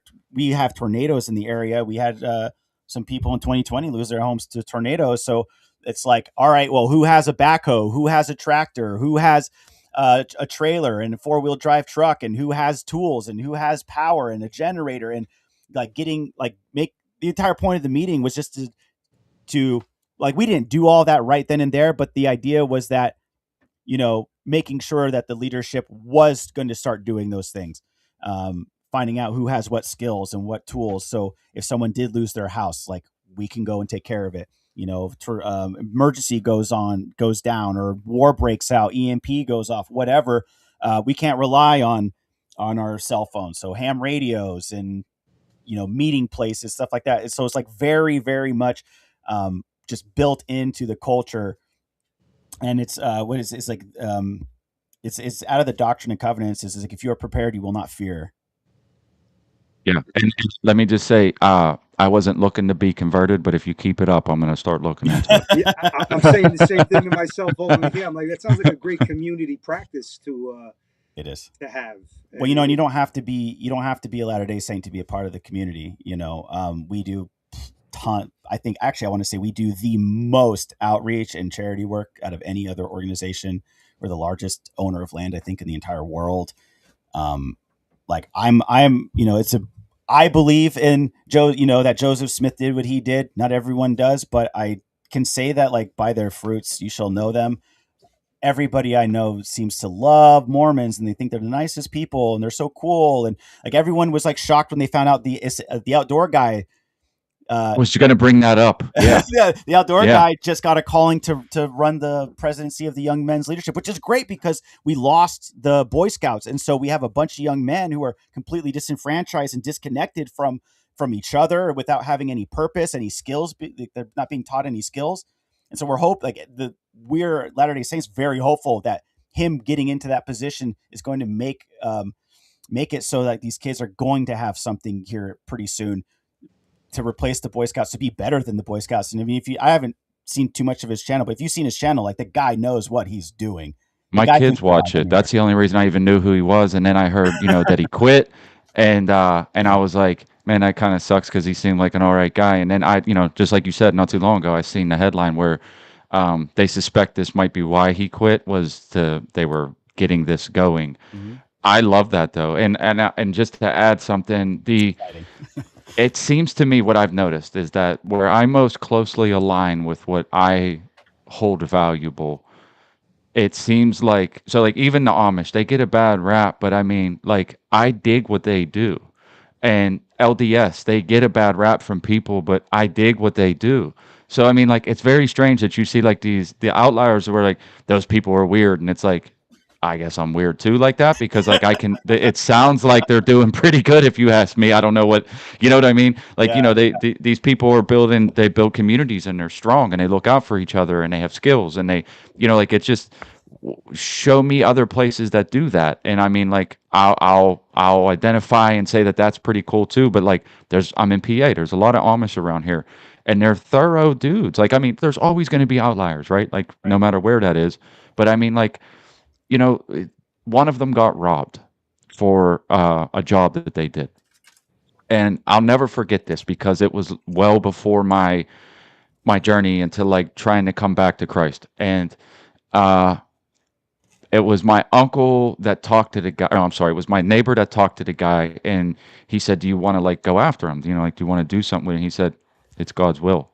and just left it at that. And I was like, yeah, that's where I want to be. That's where I want to be. Like, to an extent, of course, right? Like, you're not going to just let people walk all over you, but like, you're not to understand that, like, some of this is just God's will. You're going to lose some shit sometimes because there's a lesson to learn in it, and move on. And I'm like, yeah, yeah. But I mean, again, I can identify with the qualities of some of these communities. Yeah. Yeah, absolutely. Like the most reliable. I mean, at this point, like I've been screwed by so many of these like institutions, like the gas company. The guys who sold us our tractor and our side by side. It's like they're kind of skeevy, and the side by side we have hasn't worked pretty much since we got it, and like they're not going to fix it. And they want to. It's just like a whole nightmare. So like anytime something goes wrong, I actually go to the Mennonites, because the Mennonites are legit, dude. They know it. Yeah, They're Amish adjacent, but they use more technology. So they'll yeah. use the technology, but then they won't sit in front of a computer screen. So they kind of have a best of both worlds in a sense. And their culture seems very strange to me, but they're incredibly reliable. And I actually ended up hiring a guy, and I think this is how like the Mennonites are a perfect example from my experience of like a high trust society people, because I hired him to come do some work cutting some trees down. They get up there in his his what do they call it? I want to say a scissor lift, but it's not a scissor lift. It's a bucket lift. JLG. Yeah, it's like it has like that bucket, and he gets in it and he like goes up. But anyway, he's going up there, and he's like I've never seen a man more happy doing what he was doing. He's just sitting there. He has a smile. And he's cutting down the tree. And when I was like first talking to him, having him come out here, and I was like, well, are you insured? And he goes, no, we don't believe in insurance. We don't believe in Fuck that. that. And I'm like, so I asked him, I was like, okay, like, so if something did happen, what would happen? He's like, oh, well, I would go to my community and we'd have like 30 people out here and we'd fix whatever we broke. And I was just like, all right, you're hired. Like, Yeah, yeah, yeah. I'm like, yeah, dude, like that's amazing. That's integrity. Like Yeah. that's a Christ-like way of living, in my opinion. And I mean, exactly. That's another way to put a finer point on it that I was trying to explain probably better. But I mean, like, that's exactly what I mean. Like, because what I hate, and I know you can relate to this, is the constant government involvement of yeah, like something goes wrong, and like we have to call an authoritative figure, like, like the police, or like the government has to figure this out, or like, you know what I mean? Like, I hate that. I hate that. Like, because it's devolved into this thing where it's like, every time there's a problem, somebody's calling the police, and that's not the way it should be. Like, kids are being bad, parents are calling the police.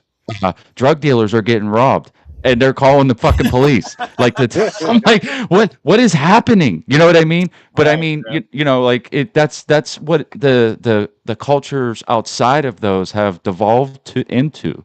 And that's why I just said, dude, like, as if you compare them, it's like, I don't know that, like, I want to be Amish, and I don't know that I want to be LDS, although you have some selling points. But I do, I can see what they have. Like, I could see that that's better. Right. And I think that it's like, look, I don't ever try to convert people. That's not my job. That's only the Holy Spirit can convert. And like, I don't really try to go out and preach. So, but I mean, it does mean a lot to me. I'm glad that you like some of the things of culture, but you don't have like at the end of the day, um, I don't think you have to be Mormon or Latter Day Saint to have those qualities. But I do believe, and I don't mean this disrespecting to anyone who's not a Christian, but I do believe you have to be Christian in order for you to really live it. Because Yeah. if you're just, I've seen the people who accept who accept like morality as a proposition. They go, oh yeah, well, the Christian proposition of like doing good to others, and like that's all great. I'm just going to do that. Like that doesn't carry you as far as having a deeper belief in that. Because I actually don't know why. I can't say because why, but um, I think that like believing, like saying that I believe something is one thing. Truly believing it is another. And I think that you can believe that like these morals or these cultural ideas, like you can believe that these things are good, and that's great. But or not believe that. I say believe because that's a word that we use a lot. That's not the word I mean to use. Let me try to rephrase this. There's a difference between like accepting the proposition and believing it. And someone can accept the proposition that it's better to live that way, but unless you really believe living that way is better, you can't truly embody that. It's kind of like those cargo cults, right? Yeah. It's like the form of it, but it's actually completely like on dysfunctional. It doesn't function. I think a lot of the things, like if I want to be like the Mennonites, I can't just like take their work ethic and take the tools and take their knowledge and take, I can't just take from them and then live my own way. It's like I actually have to believe something there. Like there's something that I have to be invested in on a deep spiritual level to truly be as effective and um, as effective as a Mennonite, let's say. I agree with what you're saying, Yeah, 100%. I know I'm not JC, explaining it very well. no, no, no. I mean, I'm getting the gist, and I'm sure everybody else is too. Thank you. JC has a good point. Bureaucracy and big tech exist to replace community and humanity with convenience and isolation. So he's right. And again, like I said, I'm not looking to convert to anything, but I do want to lead. Like I know what is good, and I know what I need to do, and I know it's not going to be easy at all. But I mean, for years I've been walking this path because I know it's the right path. I mean, you know, all the and whether that means you're in a community or not, you still, in my opinion anyway, for me, the way I do it is like I still have to walk that path of what I know is right. So like a lot of times what I know is right is going to align with other people, and I might not be exactly with those other people, and I'm fine with that. But like I think even as a whole, as people, like everybody, if we don't collectively start choosing that path, it's going to get much darker. Like, and that's why I'm always trying to preach that, like, this is the way. Like, this is the way. I know it's the way because I lived the other way. I don't want to get into details, but I can tell you I have seen things that most people don't see. Amen. I can tell you that I've survived things that most other people don't fucking survive. And I'm telling you that, like, you don't even want to venture into that. All of the stuff, the narcissism and me, and I, and they don't care about anybody else but themselves and how much resources or money that they can get. And collectively, that mindset is why we're here. This is why, like, the black pilling and everything, it's why it takes place. But what can I do? What can we do as an individual? And it's like I said earlier, you have to start to walk that path. You're not going to solve it. You're not going to solve it for the whole world. But because, like I said, generations have to go by. But like you start to walk the path, people will look to you, especially your kids, as somebody that they want to be like. They want to do those things. We're looking at those communities and saying, I want to be like that. Do that, and people will be like that with you. That's what I'm getting at. Like, like you be the change you want to see in the world. I know that's a corny tagline, but it's fucking true. Like all you have to do is do what you know you have to do, and don't fall back into that materialism, because that's really what it boils down to, is like the materialism of it all. Me. I want my stuff, right? Well, yeah, you can't be faithless. Like if someone's an atheist, they are by essentially definition a materialist as well. Yeah, yeah, You absolutely. cannot, because because if you take away the spirit of something, the spirituality of anything, the only thing you're left with is the physical. And if all you're left with is the physical, then I mean, not only are you missing like half the recipe, but you're also missing the most important part, in my opinion. 100%, 100%. And I'm not saying that like people can't be like self-reliant, and like obviously I'm not saying that you have to be a Mormon to have these things, but I am going to say that like there is something that the Mormons believe in. It's not necessarily that Joseph Smith was a prophet or anything that makes them that way. You have, they believe something else as well, and for them it's that family is everything, like, and that like our church is our family as well.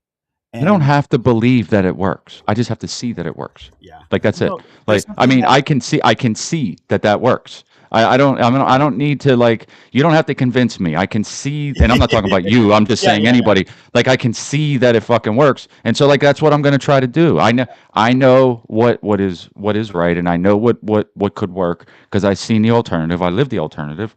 And so I know that this is the right way to go about it. And life's a journey, brother. You know how that is, right? Like we're all going to go through our own shit, and hopefully that journey evolves to trying to achieve something similar to what I'm trying to relay. You know, like I'm not Yeah. anybody special, but like I mean, it's it for me. That's what I keep.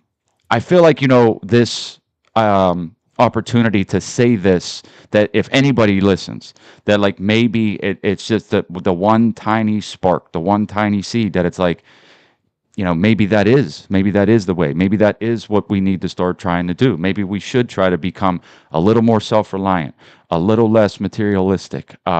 Try to create the next generation that creates the next generation that's even greater than that one. Pass that idea down the line. Worry about your family, worry about your community, and don't worry about everything else that you can't control. Yeah. And um, kind of like going back to like the LDS thing about how I got started, right? Because what appealed to me was the family, and I saw Mhm. them living in a certain way that I myself wanted to live, and wanted my family to live as well. And it's not that they were all perfect. I saw a lot of families have a lot of issues too. It's not that they're, at the end of the day, Mormons are still human, right? So, um, like, um, I ended up choosing when I graduated high school. I started going to college, and I chose that I wanted to live a more worldly life, and it was a mistake, and it was a great mistake, and I don't mean like great, like it was a good one, like it was a big mistake, Yeah. um, and I It learned a was lot it was a about it. learning mistake. It was a big learning mistake. However, I have to say that um, God has found a way to turn that mistake into a strength, because I think a lot of the things Mormons, or I was, how do I want to say this? One of the things Mormons lack is the ability to relate to people who are worldly, because a lot of Mormons are raised in a somewhat sheltered or cloistered environment. They a lot of homeschooling, or they're only around other Latter Day Saints because they want their kids to, you know, have good influences and have good friends. They don't want their kids to be friends with the typical public school like gangster or thug. And Mhm. so a lot of times you hear like, oh well, those homeschool kids, they turn out weird, and it's like, yeah, but they're in a good way. Like, I don't want them to be normal. I Exactly. see what passes for normal today, and I don't like it. And so one of their weaknesses, I would say, is that they can't relate to people who may have had a life experience like you have. But when people hear me talk about it, because I am a more worldly person who is trying to like repent of my decision to be worldly, people, I feel like, resonate with that on a deeper level, because they see a lot of Mormons, like, oh, they're a bunch of stiffs. But then they see me and like, well, this guy, like, he's like vaping, like he drank, he swears, he calls people the N-word. And it's like, I'm not proud that I do that, but like it does show that, look, just because I'm a Latter-day Saint doesn't mean I'm perfect. And Exactly. you don't Yeah. have to be perfect either. And Christ doesn't want you, he doesn't need you to be perfect. He needs you to strive for perfection. And you know, that's what I'm doing. And so when I crash out on my shows and I do a lot of things that I would say aren't very Christ-like, that aren't very that isn't a very good look for the Mormon church, there's also the other edge of that, where people see that and go, wow, I feel like that. I Mhm. resonate with that. And I didn't know Mormons thought that. I didn't know Mormons wanted that. I didn't know Mormons believed that. And so like I connecting with people on a different level where they are at, that a lot of people, a lot of Latter-day Saints can't do. And so it's the God has found a way to turn my terrible decision and my weaknesses into a strength. And I want to say the thing that I've accomplished that I'm most proud of, um, over everything else. Sorry, that I'm most proud of out of everything else is that I have built a bridge to so many people, between members of my faith and them, where a lot of people are like Tom the conspiracist, who says morals are good and all. I totally understand why it's so attractive, but at the end of the day, it's a different Jesus. Founding mythos of Mormonism is absolutely antithetical to the Bible. You don't believe in Christ, right? The thing that I'm most proud of is that people do recognize that we do believe in Christ, and that we are Christians, and that we are adamant about that. And I understand why people are going to think or believe that, but at the end of the day, Christ is king. Everything we Mhm. do is in the name of Christ. And the bridges that I've somehow managed to build, um, changing the hearts and minds of people to look at my faith and my, essentially my people. But I have a massive lineage and history involved in, that they look at us and don't see an enemy, but can see an ally, can see a friend that we can, say, hey, you believe in Christ, I believe in Christ. Why don't we go do Christ-like things together?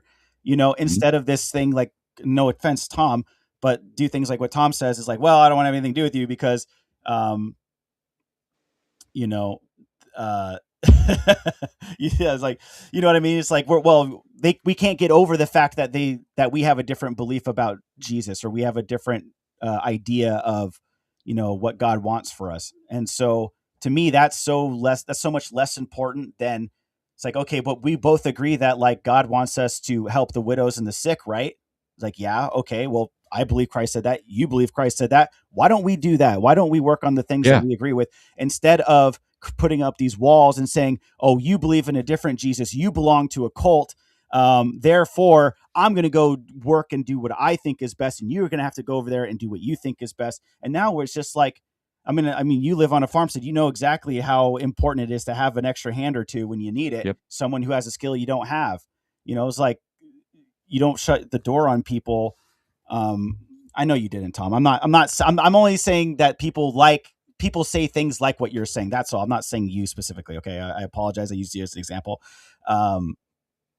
But it's like, I am far more of the mind that, look, I could be wrong entirely about Mormonism and the Latter-day Saints and Joseph Smith, but there's a reason why I haven't given that up after everything that I've been through, and after all of my research and studying and praying and fasting. Like, there's a reason I haven't given it up, and there's a reason why I don't plan on giving it up anytime soon. And it's not because I'm not, like, open to being wrong. I'm very open to being wrong. I'm wrong all the time about stuff, but I see the fruits, and I want to be a part of that. I want to be a part of the people who are doing these good things that I see, not just in the world, but like in my own personal life. I see the lives these people have, and they have it for a reason. It's the same thing that people were saying, right? Where it's like, remember, like, during COVID, people were saying this all the time, like, we're living on the shoulders of giants, or like, we're feeding off the corpse of those who came before us. Yes. And like, I don't want to do that. And so I see this community, I see this people who believe in something, and they believe in it with all of their hearts, might, mind, and strength, and they back it up with their efforts. And again, it's like, everybody's different. Not everybody is perfect or like that or anything, but that's the path that I'm choosing to go down, because I see the people like, what do they say? It's like, if you want something, like, you go to the people who already have it, and then you emulate them. There it is. What I want in my life, I see most exemplified in members of the Church of Jesus Christ Latter-day Saints, and that's what I emulate, and that's why I believe what I believe, and that's why I repent to Jesus Well, Christ all the time. let And me add something. I before, need to say this. So, first of all, for whatever it's worth, dude, I think you're a solid guy. I've seen you enough. I've heard you talk enough. We're talking again now. yeah, I think you're sincere, and I think you're genuine, and I think everybody is flawed on some level. Nobody's perfect, you know. And as far as denominations, I think that that's one of the biggest problems that we all sort of have. I don't care what title you have. I judge you by your fruits. I don't care what you associate with. I'm going to judge you by what I see you do. Because I have seen people that call themselves Christians that go to church on every Sunday, and they're scumbags. I hate to break it to you. Just a title and saying that you believe in something doesn't mean anything. I'm judging you by your fruits.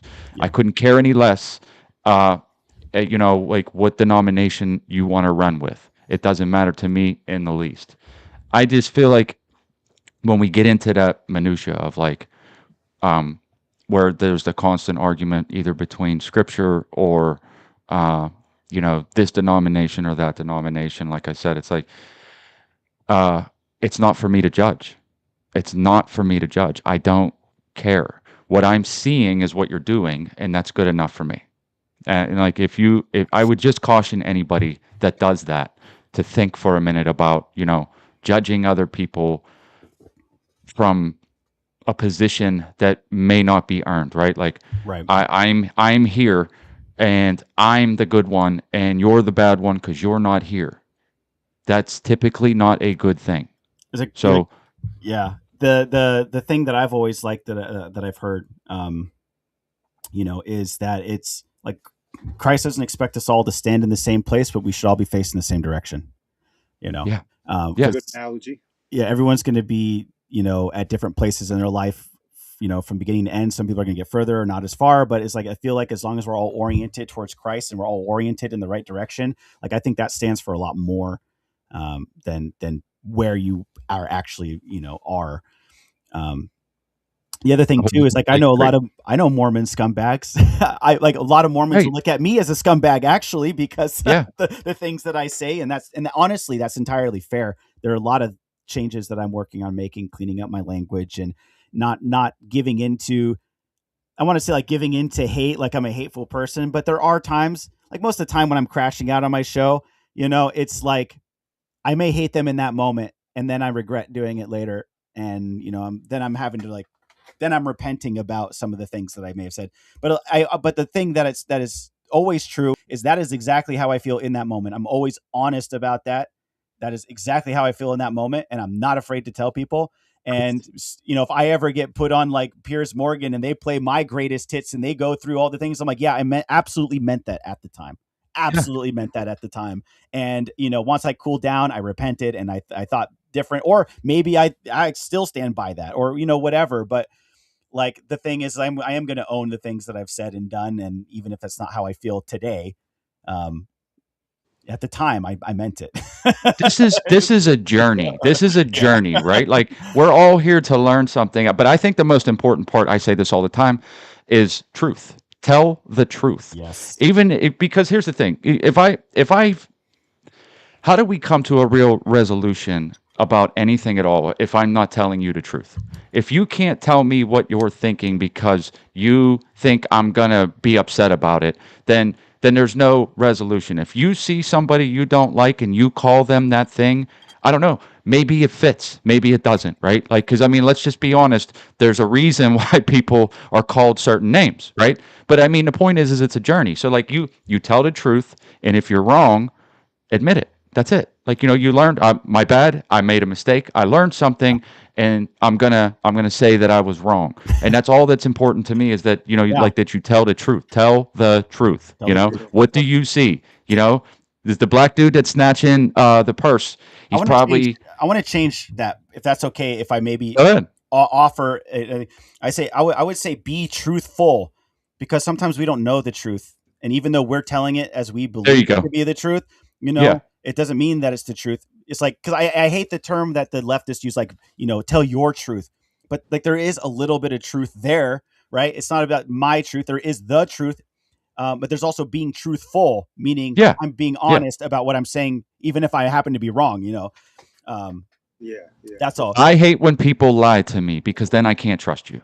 So Yeah, I just always say, like, just I tell the can't truth. stand Like, it drives me nuts because I'm like, if you lie to me about little stuff, you're going to lie to me about everything. If you lie to me to save my feelings because you may not like the reaction or you may not like the argument that transpires or whatever happens, then I can't trust you. I have somebody that was close to me at one point during COVID, and like I was very adamant. They're lying. This is fake, and I'm not taking it. Like that's all there is to it. And they played both sides of the table to get along with everybody. They would say, "I did take it. I didn't take it." And the truth is I don't care if you do. I'm just saying I don't. But you're lying to everybody to make them happy, and I can't trust you now. That's what it Yeah. boils down to. I yeah. can't trust you. Like it's if you're going to tell me one thing simply because you think it's going to avoid something and you tell somebody else another thing simply because you think it's going to avoid something, how do I take you seriously with anything you say? So I mean, I just kind of, you're right, be truthful. That's the more accurate statement, but I typically just Well, just tell. I think this is the cure to like the narcissistic materialist way, is it's less about having and more about being. It's like, what good is telling the truth if like I'm not being truthful, if I'm not like being honest. Like there's something that we've completely lost this not necessarily you, us, but a lot of people, as a culture, society, we've lost this idea of being. It's all about having. And Yeah. I think that's like really the cure. And that means, and unfortunately, and I think part of the reason that is that if you're focused on being, then you have to be responsible, and nobody wants to be responsible. And that's probably the biggest disease in our society right now, is just everyone's trying to shove responsibility onto the next person. No one wants to take responsibility for where they are in their life and the things that they do, and like how you do one thing is how you do everything to some degree. Yeah. If you're Yeah. telling a little lie, then where else are you telling bigger lies in your life? If you're not showing up to work on time, where else are you not showing up on time? Like, these are all things that as a society it's been or we've lost it, or it's been taken away from us and replaced with, well, how much do you have? Do you have the lifestyle? Do you have the Andrew Tate lifestyle? Do you have the fast car? Do you have the money? Do you have the status? Do you have the right beliefs? It's part of the social degradation. And I feel like somebody who can't be truthful, if I want to tell somebody something, or somebody wants to tell me something, a lot of people, the art of communication has gotten lost where, all right, maybe an uncomfortable conversation, but if you work on your delivery, on how you say what you want to get across, it may not be as bad. But it's like a lack of character with people who just freely, without hesitation, just ride that line. Like you said, they'll tell one person something, another person something else, and it's like, so you're going to go with whatever way the wind blows. And so People will be where's your character? Like, exactly. Oh, you could be people. afraid, and there's people who are afraid. Well, like, I just don't like confrontation. Well, maybe choose your words correctly and express yourself. Maybe practice that, but it's a lost art these days. Yes, It's a lost art of social absolutely. communication with each other. Well, like like our society, the only like being is kind of like a flesh suit. People will be whatever they have to be to get what they want, and that's it. Yeah. And they don't actually care about self-improvement, and I think leadership is a huge attribute of character. Men and women, I think we lead in different ways and lead different, people in different areas of society. But I think being a leader is probably the most important thing a person can do right now, especially if you're a man, I think. Absolutely. And you mentioned it earlier, and I wanted to pick up on it at the time, but it's so easy to get, uh, Lost down the sidetracked rabbit hole. really easy. But I think leadership, this is, I don't know if you can see this. It says, Clemmer leadership. Was it character, leadership and character development? Yeah. I don't know if you can see that. It says Clemmer character leadership and development. I was, um, promoting this class that this company does, because this company changed my life. I was, remember I said earlier, I chose to be a worldly person. Part of that was I moved back to San Francisco. I became a worldly person like most other people in San Francisco, which meant I was very liberal, didn't take responsibility. The government owned me everything. My existence was a privilege. Like, I believed all those things. I was one of them. And it never really sat right with me, even when it was coming out of my mouth. And it was this company's leadership. They don't call it the seminar anymore. They changed some language about it. But it was this company's leadership program that like rattled my cage in such a way that I took stock of who I was and what I had and where I was going if I continued to be that way, and decided, fuck no, I'm not doing that. I'm making a change. And so, I'm, they don't pay me. I don't get anything. I don't get $7,000 for making a tweet about it or whatever. But it's a great company, and the focus is on leadership. And this was a company. If you're looking to experience how to be a leader and how to hold yourself accountable and to be responsible and to be something more than what you are, like, this is a great resource to kind of kickstart that. And that's what worked for me. It changed my life. It may not change everybody, but it really did show me the importance of leadership, and we are desperately lacking in leadership. Not just as a country, but like in our own families. Even people are having such a hard time leading their family, leading themselves. Like, It's again, we're here again where I'm feeling eerie about how similar all this is. But I mean, what I say this, to certain people at times, and it felt like it was a good thing to bring up again. But like I knew a guy one time, and there's not a lot of guys, and this is what I kind of strive to do, and why I say what I say. But like when you're not around, how do people talk about you? There's a situation when, like, there's somebody that doesn't know you that well and somebody that does, and they know something about you or something that you said, and they go to somebody else that does know you. I think he's lying, and within a split second they go, no, he's not. And it doesn't, and because they know, right?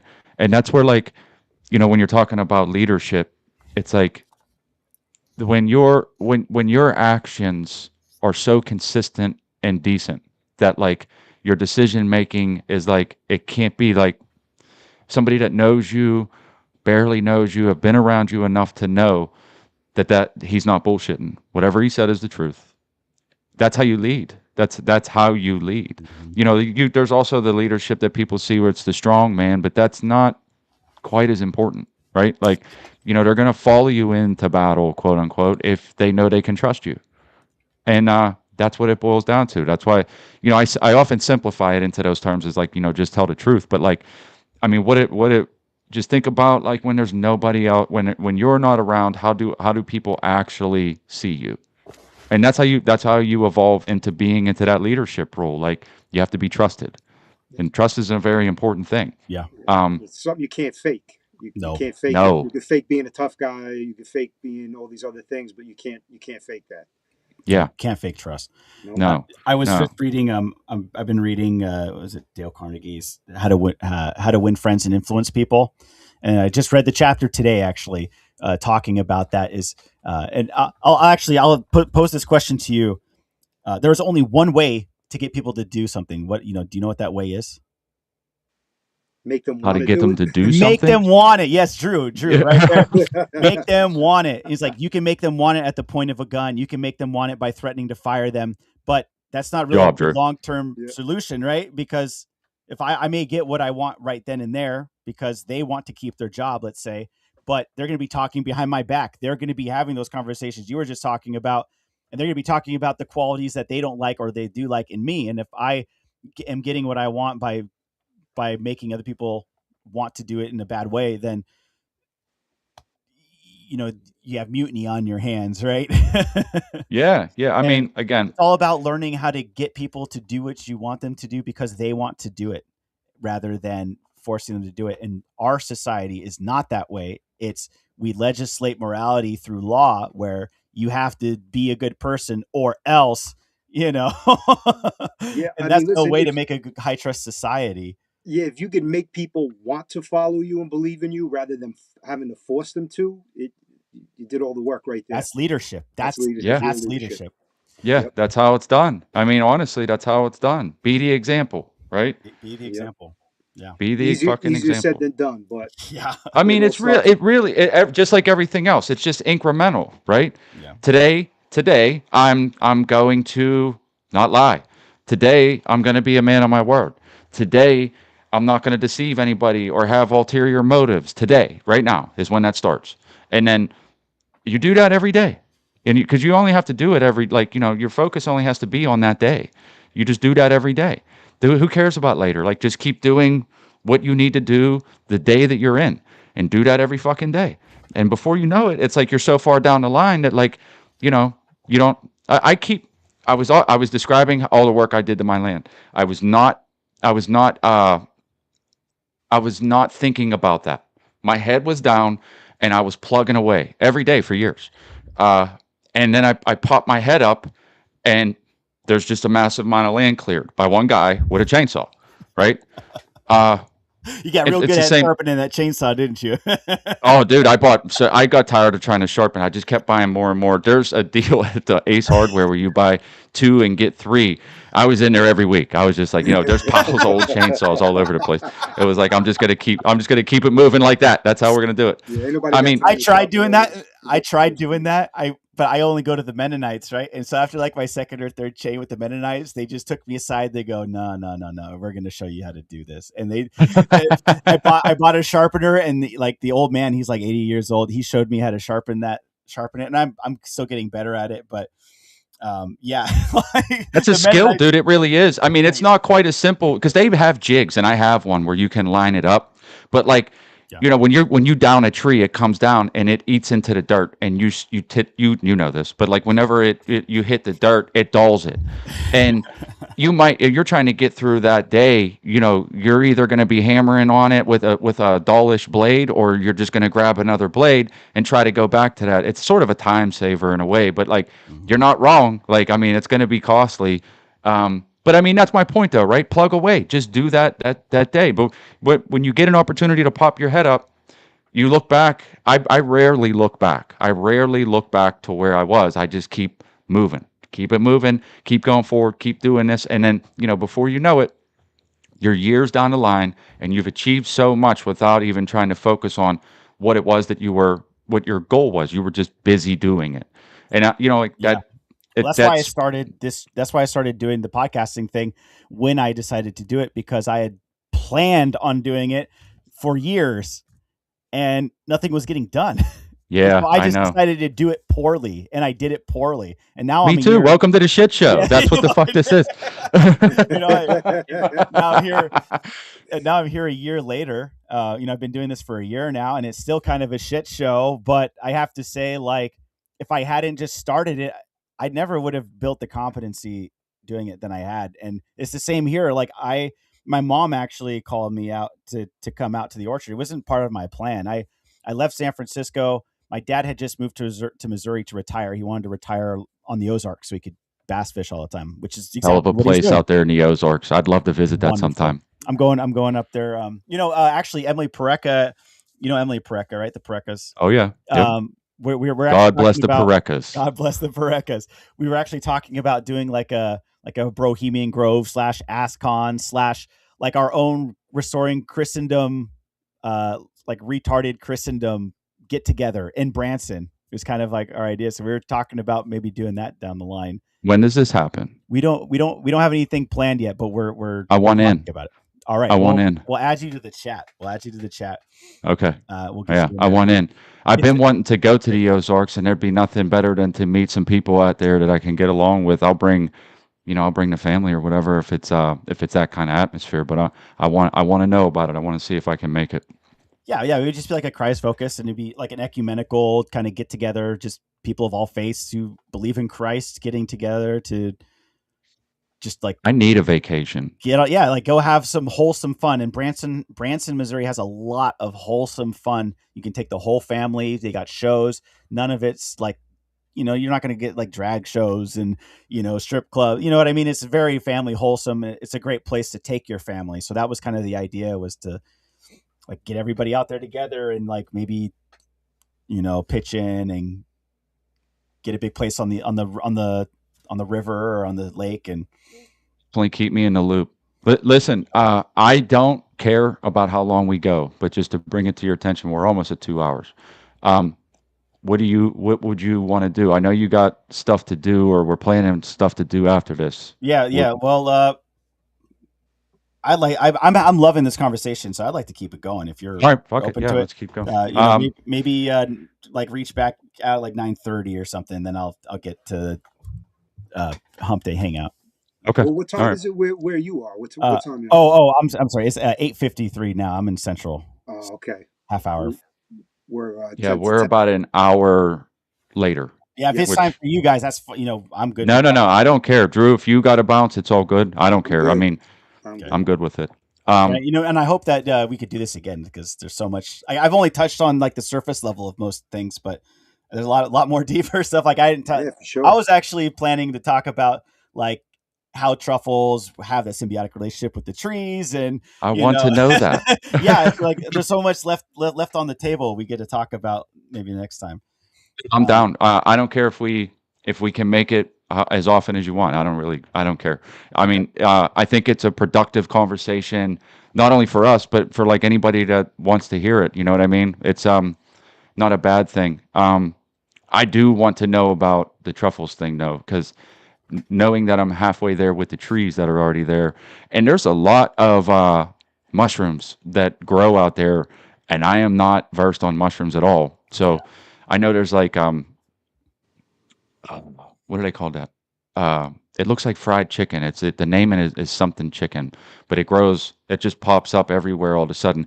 So there's this. You look it up if you can, but there's an orangish mushroom that has the name chicken in it in some way. And if you fry it up, it supposedly, from what I'm told, is it tastes like chicken, a mushroom. Hmm. You know, I had some sushi the other night, some Asian. It's called a what's the plate? It's called pad thai noodle, and it had this strip. It has chicken and it has these long strips that almost look and almost taste like Chicken chicken, of the Chicken woods. of the woods. Yeah, I just and but it's a mushroom, Yeah. and it's a long mushroom, and I'm like, what the hell kind of mushroom is this? So I don't know if that's in the same wheelhouse of the mushroom you're talking about. I'm not entirely sure. I don't trust the Chinese places to eat at, so who knows what that is.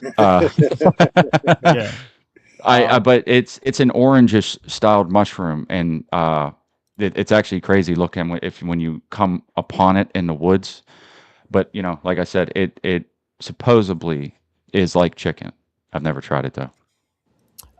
Yeah, I mean, I actually don't know that much about mushrooms at all, except for maybe a couple of the psychedelic ones and truffles. you I know, do. I mean, you said it's like a closely guarded secret, so I didn't want to like push you if you did well, know I don't something. know it. I've looked into it, and um, like people don't come out and just straight up tell you how to do it. But if I were to guess, there's definitely a pattern to creating the mycelium, uh, the mycelium network that you would need to essentially plant the tree. And my guess is that they probably cultivate truffle spores, in the dark, in a jar. I don't know if you've seen people grow like lion's mane or something. Essentially, do that. I assume that they would do that, and then essentially graft or plant like an oak sapling into the mycelium network, and it will. I'm assuming from what I know about truffles, attach itself to the roots to create that symbiotic relationship. But when I've looked into Do you it, harvest it? Is that a thing? Like, the truffle, yeah. So like you harvest it, you cut it. Does it come yeah. back after that? Like either the So, following year? yeah. So okay. So the way truffles work, they have a symbiotic relationship, which means that it's a two-way street. Parasites are similar, except that it's a one-way street. The parasite takes it gives nothing back. A symbiote uh, has a give and take relationship, and so the way truffle works is it attaches itself to the root of certain kinds of oak trees. Some oak trees, you'd have to look at what species of oak you have, because some truffles work better with some oaks. And I don't know that much about. You're in Pennsylvania, right? Is it Yeah. Virginia? Yeah. Okay, Pennsylvania. I don't know much about like the Pennsylvania soil or the type of oak trees, but there are some stumbling blocks for people who want to grow truffles, because there is a type of environment. And one of the things that Tennessee has is an um, incredibly diverse biome of oak. We have like, I don't even know, tons and tons of oak species that grow in Tennessee. So it's kind of already ripe for that. Um, but maybe if the oaks are doing well, the truffle might do well too. You got to look So into it. yeah, I would look into it. There's different kinds of paragords or truffles. There's different kinds of truffles that will work. We grow like 7 types of oaks. My mom, when she initially had it cleared and had everything planted, the guy who sold us the oak convinced her to kind of like plant 7 different types of oaks, which was a bad idea, because some oaks did really well and some oaks didn't. So now we know which oaks did well, which was kind of what he was saying we should do. But we have like a sponsor. we have someone that works really closely with us who's done this before, and she could have told us from the beginning which oak to grow. So we lost probably about a third of our crop, third of our oaks in like the first 2 or 3 years because they just didn't take to the soil. But the ones that do really well, we have the spiny oak doesn't do that great, but I think it's the which one is it? White, It white might be oak. the white oak or the bur oak. I think the bur oak does really good out here too. We got white and red oak, which Mhm. I have a um, lumber machine, a small one, and if I don't like to chop down the oak trees at all, but if they happen to come down or if they just kind of have to go, I make sure I make good use of them. But the red oak has a really cool color to it when you mill it. Obviously, it has that reddish Oh, that's tone cool. to it. That's I've seen a lot of people. I know like Owen Benjamin and Top Lobster were talking about like getting the mill. You know, they had a mill. I Yeah. want to get one out here too because we have a ton of trees that are falling down, and so far it's just like a lot of it's great furniture wood or oak. Hmm. You know, great wood for all sorts of things. And it's just getting turned into firewood, and we don't even have a wood oven here, so it's just getting turned into firewood and then getting donated to people who need Dude, it. I took them before I bought the lumber mill, and I made they're like 14 by 14, give or take, or 12 by 14, and I milled them with the chainsaw. You can buy like it's a simple jig. You know, you put a 2 by 4 on top, and you drop the chainsaw and you drag it. Do that on all four sides. Pay attention to try to make sure it's somewhat square. But I did that with a whole bunch because like I said, I was clearing, and I had a pile of wood.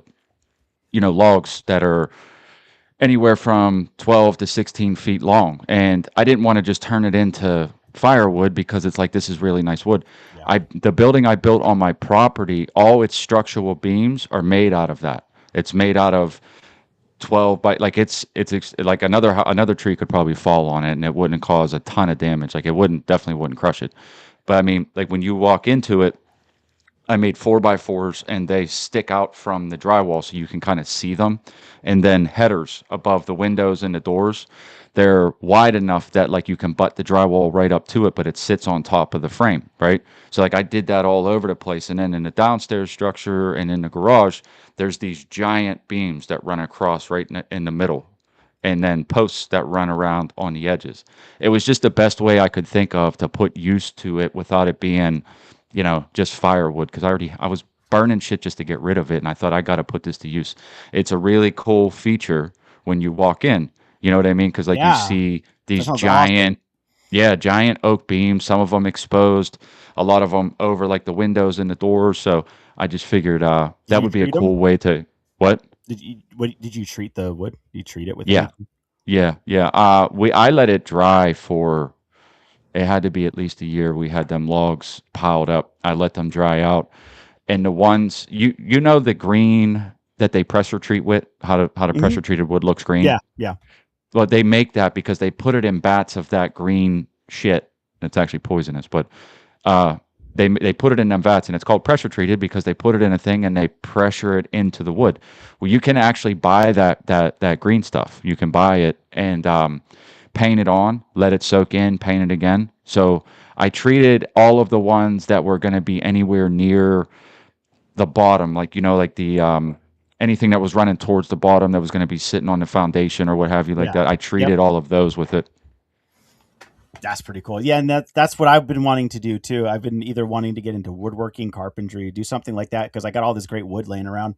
You know, I got a gigantic pile of cedar that I want to mulch. I want Peter, to I want to I want to Look, he got excited. Yeah, dude, Peter. great we stuff. don't have cedar, and I would be so pumped. People throw away cedar all the time where cedar grows a lot, and I'm like, God damn it! Because cedar has so many good properties to it to use as a wood. Like the people used to make cedar Anti-insecticide. cabinets out of shit Yeah. because the bugs don't like it. Like it doesn't rot that much, and the bugs don't like it. But I would love to be able to get my hands on some like real cedar that you could use. I put a fucking I put a it's called a Murphy bed. It folds down out of the wall, right? And I put that down. When I put it into the wall, I lined all the walls with cedar just for that reason, because like the bugs don't like it. So if the bed's sitting in the wall for a while, it's not going to be there. They don't like the smell. They don't like to be around it. It's a really cool. I'm kind of geeking out on fucking It's a wood great wood. type No, stuff. I'm right there with you because we have a whole pile of it out here. My mom wants to burn, and I want to chip it and turn it into like mulch. Yeah. And the other thing that I'm working on doing right now is creating beneficial hedgerows, right? Which is essentially like 3 or 4 layers of plants that work together to like repel insects, to break the wind, to Yep. it makes it smell good. It also attracts the types of bugs that I do want, like dragonflies. Dragonflies are Yeah. the best hunters in the world, and they eat tons of mosquitoes. And so Yes, they I do. want Yes, they them. do. I want as many of them out here as I can. So I've did some planning already. I haven't planted anything yet, Do you but have a pond? no. But we have an area that is Dude, but probably. dig a small pond. I'm telling you, dig a small pond and they will come. Let me tell you, there was on the So property. here's why I haven't done that. I want to do that, and we might do it. One is standing water does attract things that we don't want, but the thing is that it attracts frogs, which we like Was because going to it does say it. that. But the frogs attract cottonmouths and water moccasins, and so Hmm. I I'm mixed on it because I don't. We already live near a river, actually, like right along the river, but I mixed feelings because these snakes they've already bit my dog once and has one expensive vet bill. I bet we And I don't have cottonmouths. Well, look here, because this is, copperheads and cottonmouths. since we're talking about it, I don't know. I'm a dork about this shit. I like sharing this stuff. But there was when I but prior to me knowing this, there used to be houses on this property from the early 1600s, 1700s. That when I bought this property, the title came from the founding of the nation. It had been in this person's family in a trust for that long. I was the first person outside of the family to buy it. It had been handed down since the founding of the United States. And like in the title, there's like you can imagine the wording, right? Like it's just crazy. Like like you down by the old cherry tree is like what I mean, like it's just like So cool. weird wording.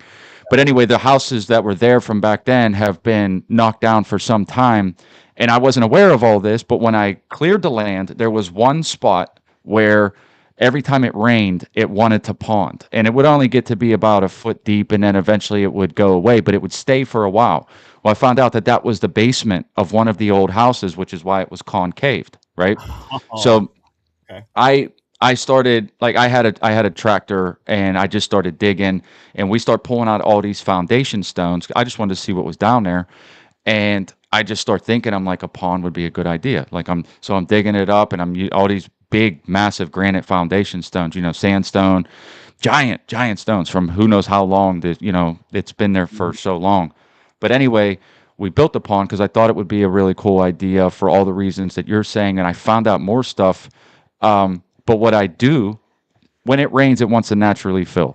But we do rain collection there as well. I have a 275-gallon tank. Everything that comes off of the roofs goes down into this tank. It's filtered, and we use it for like washing and the animals and stuff. Well, as you can imagine, 275 gallons can fill up kind of quick, even though it sounds like a lot. So there's an overflow.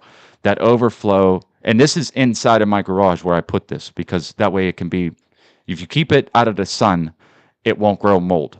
Uh, and if you treat it on the way down and there's leaves, you can get them out. I was going to make a video about it, but I just never did. Anyway, the overflow goes down underground and goes out to the pond. So, like it gets filled, it hits a pond, and it's not a massive pond. I'm not talking about some massive thing. It's probably 14 feet around and like 8 feet down. You know Mhm. what I mean? Like how a basement would have been. I just basically, uh, it goes and fills that up.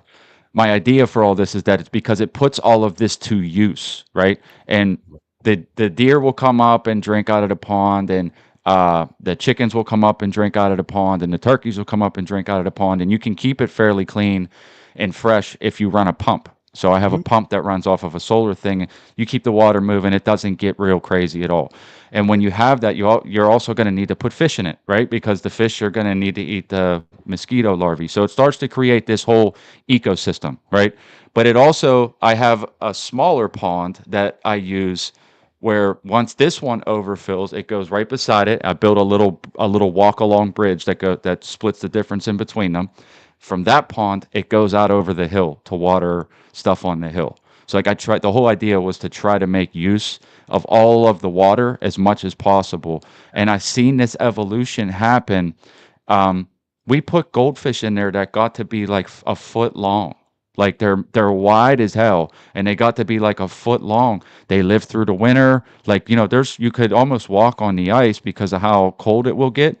But I mean, I'm saying this because it's really cool to see what evolves from it. And like you said, the dragonflies. These dragonflies just started showing up. These frogs. There's no water source around there. I don't know where the fuck these frogs even came from. But like they just started to show up. I'm like, where did this frog? Like it's a big ass frog. Like where did this thing even come from? There's nothing around here. It's like it's crazy. But I mean, you see, like after some time, you'll see a whole ecosystem start to evolve just from digging a hole. It's kind of crazy. So it's cool in that way. And then what that evolved to in my head was hydroponic. Like I want to get I was just about to another. say you have half of the aquaponics set up already. If you Yes. put like some Yeah. tilapia in there and Yeah. then you run the Yeah. water through a basin, you can Yep. grow some stuff on some uh, light, whatever the heck it's called, something light. It's like the little clay balls. Yeah. Yeah. Yeah. I have all My these dad does ideas that. now. I My have all dad. these ideas. If you It, ever, it just evolved. if you ever want to do aquaponics or something and you want someone to teach you, my dad is like literal professional aquaponics guy. Hell yeah. He's done it. He's done it in greenhouses in California. He's done it. He's doing it now in Branson, Missouri. Like he knows everything about it. If you need resources on that, I can get it to you. He has a huge binder. I'll just go to Kinko's and just get it copied. Well, And yeah. send it to you. But I mean, I I'm wanted. going to be forward on all that stuff as time goes on. I let it evolve again. You know what I'm saying? But I Well, mean, definitely any info that can stop a potential problem that would be costly is always good.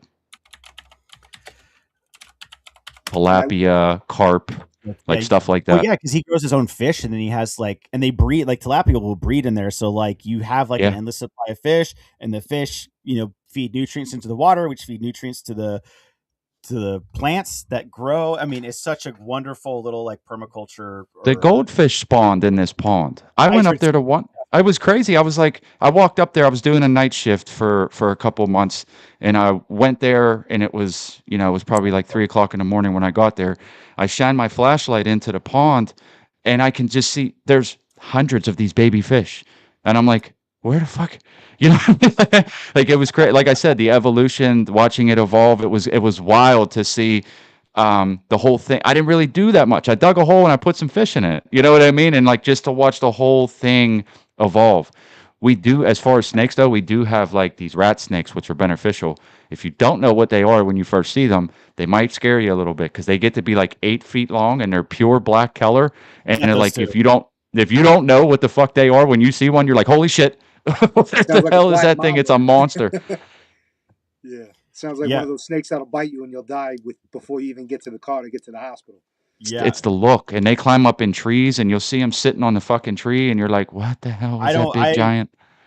I killed one when I was still ignorant. And when I Yeah, found out exactly what they were, I never killed another one because I don't know if we have a rat snake, but we have a kind of king snake, and they eat the snakes that I don't like. yeah, And yeah. so I killed one, and I found out why I shouldn't do that. And now when my dogs like corner them, my dogs love to fuck with snakes for some reason. I hate that they do that because it just like freaks me out. But yeah, I let them go. Like we have this black, it's like a type of king snake, but yeah, they eat the copperheads out here, and That's it's a like really good thing to that's have really that. good. And then we have a bunch of rabbits. I could hunt rabbits, all day if I wanted. Um, I mean, Tennessee is great, and we have like no major natural predators, so there's like no cougars. We get like very rarely we get like a bear. We do get hogs on occasion, but it's not bad. Like it's not like you have to go cull them like all the time because they're just running rampant or anything. But we got we have an area in my orchard. It's like right in the middle of the orchard. We planted around it, and everything that was over there dies because this is something that ties into the truffles. Is like truffles hate competition. They're very greedy. They want to be with they want to be with the oak and nothing else. And so um we lost a lot on that side because of flooding and because we had that like a bowl out in the orchard that collects all that water and it'll stay there for a few days, and then it'll eventually drain. And my mom wanted to turn that into a pond, like what you were saying. The only thing I haven't talked her out of it, but I do have I do have this tendency to like think about all the problems that could happen, right? So instead of just doing it and then dealing with the problems, Yeah. I'm like, oh, but then what am I going to do? Like if we put a pond out there, then it's going to rain and then it's going to flood. So, and I can't have it flooding the orchard because it's right in the middle of the, over the orchard. So Almost I talking yourself out of it I before you talked do it. myself out of it before I did it because I see some problems, but I haven't figured out exactly how to keep it from flooding yet. If I could figure out how to keep it from flooding, I might just go ahead and do it. But we can't have it Should flood. have an overflow. You know what I mean? So like, because you're right, that's going to happen. But if you can figure out how to, We get a lot of water. get it to somewhere where it's not going to be a problem, that's not really. But I mean, that sort of is the problem for some people. They're in a valley, and the water just dictates how high that thing goes, and there's nothing that they can do about Oh, it. But if you don't have that problem and you find you have a place to run it, it's a good solution. Make use of it, like I was trying to do. Like I mean, this pond, that over there, feed that over to that, and try to make the best you can of it. It wanted the pond there naturally, and I just figured why not? Give it a yeah, love see what happens. and yeah, like that's something. And I've already thought of a couple ways to talk myself back into it while we were talking. Like, oh yeah, well I could actually run the overflow, into like barrels. I could run a you can bury barrels and then run a run a or like the corrugated pipe or something to the barrels. Yeah, Then you have like a pump that comes above ground over the barrels, and anything that overflows from the barrels, it goes deep underground and fills the aquifers and all that stuff. But yeah, so yeah. I kind of already thinking of solutions. But yeah, so kind of back to the truffles. So truffles, they really don't like competition, and so the truffles want to be with the oak, and that's it. So one of the problems that I've been dealing with, this is why I say like I'm kind of just like a glorified weed eater myself, because most of what I do right now is just mowing and cutting and pulling weeds. And we haven't used any chemicals or anything, but I think we are going to have to. I don't think there's a way around it right now to not use some chemicals, which I'm not all that happy about. But I hate the idea. there's It's just so even much it, land. It's like doing what I've been doing is just not a good long term solution. so this obviously isn't a solution for everybody, but we got goats for that. Like you chain them up and they will destroy everything, but that's everything. If you're trying to save something, that's probably not ideal, but they will eat everything. That was Like I our mean, first it's go to actually was goats, and then they would if we did do goats, it would have to be later until the trees are fully grown. Because if we'd had them now, all of our trees would be gone. It's yeah, bad enough. yeah. It's bad enough with deer, and they're not nearly as bad as goats. Yeah, I Or know. We bought a goat, and when we bought it, we didn't know it was pregnant. I went to I went to go check on the goat. There was a baby goat. I was like, oh Where did shit! that come from? No, we got two goats. So I mean, but it is cool though because they do that. Like they will. Like I mean, if you're trying to clear land, it's a good. They're really good. Chain them up, give them some space, and they will clear that out in a day. Move them to the next spot. They will clear that out in a day. Actually I mean, considered. everything, Actually everything, considered poison hiring ivy, everything. everything. Literally everything. We actually considered renting a herd of goats from Yeah, they do that. locals. We could actually rent the goat to come into our field, and they would plow, pretty much like eat up everything in our field. Yeah, And yeah, that's a real thing. In Pittsburgh, they did that. It's very mountainous in Pittsburgh. There's all kinds of hills. The city owns property that there's, it's on a hillside. They were paying people, the goat guys, to come there and put the goats on the hill. You'd be driving down the street in Pittsburgh, and you look up on the hillside, and there's just goats all over the hillside. It's easier and cheaper than hiring people to be on a steep hillside. But yeah, they do it. Yeah. Now who's got to clean up all the goat shit? No, I mean you don't even need to. It's fertilizer. It don't even matter. It's on a hillside. You know, that's the good part is they give back. You know, like you. They reinvest the waste. Yeah, yeah. Well, Yeah, I it's got to one of step those. my land game up. You guys are putting me to shame. I'm over here daydreaming about getting a nice piece of land. But Do it. if I get a piece of land anywhere near where you are, Stack, you better bring your goats over to help me help me clear some land. Yeah, Boy, I mean, I'm there's down. I'm down. You can hang on to them for a little bit. They're kind of a pain in the ass. You know, like. time on everything. Share the goats. You got the creepy Yeah. ass eyes, like Hubert says. They do have those creepy ass goat eyes. They are. You know what is funny? If you don't establish dominance, they will pick on you. Yeah. They'll Like they test don't you. fuck Yeah. with me, but my wife will be there, and she'll be bent over doing something, and they'll come up and headbutt her in her ass. She just told me the other day they almost knocked her down the hill. So I mean, you know, there's a whole thing that's involved in it. It's not quite just let the goats Now, go. what do you do in that situation? How do you reestablish dominance after getting head butted in the ass? Like, what Well, do you? PETA's not going to like this, but you got to beat him up a little bit. I Like was you about have to to say I like, didn't want to go there. Like, yeah, getting physical. yeah. Yeah, yeah. I mean, yeah. Like if they try you out, you gotta do something. Like I'm not saying pound on them, obviously, Grab him but by like the you have to horns. let them know who's boss. Yeah, like We grab talking like them. a smack across the jaw, like a Not right in not the face that, with a not water that. But bottle, like or a kick in put the ass. yourself in a goat's shoes, right? Like what would a goat that's trying to establish dominance do? They headbutt each other. So throw that motherfucker somewhere. You know what I mean? Like, I'd so be I mean worried that. it would. I would be worried it would get back up and it would come at me to a point where it's like, all right, one of us ain't gonna get up. Like this is gonna Well, end. I mean, it's possible if you don't throw it hard enough, and it's like, yeah, you pussy, that wasn't nothing. Like, you know, like it might be something. It might want to square up. I don't know. I mean, but you know, early on is when you catch them when they're small and they'll try you out with a couple like these cute headbutts. You got to be like stiff arm. Don't do that. You know what I mean? Because Yeah, it'll evolve. yeah. Let him catch the feeling that there's more power on the Yeah, other end that they don't want to yeah, deal with. yeah. Yeah. All right. Listen, it's about 2 hours and Yeah. 22 minutes Yeah, almost. I'll get to my show. But to wrap up, we'll have to definitely get together and talk and talk truffles. You know, we gotta talk more about it. I know It you is want to really get the truffles out. Like you got to tell us all about them.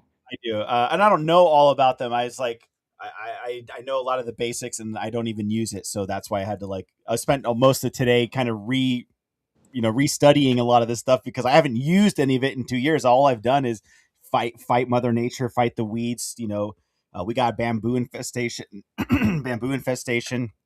We got a bunch of these Asian infestation plants. We're getting the bugs, the Asian bugs. Like, We got the Japanese beetles. Like those things are yeah. cool. What about lantern flies? Have you guys gotten those yet?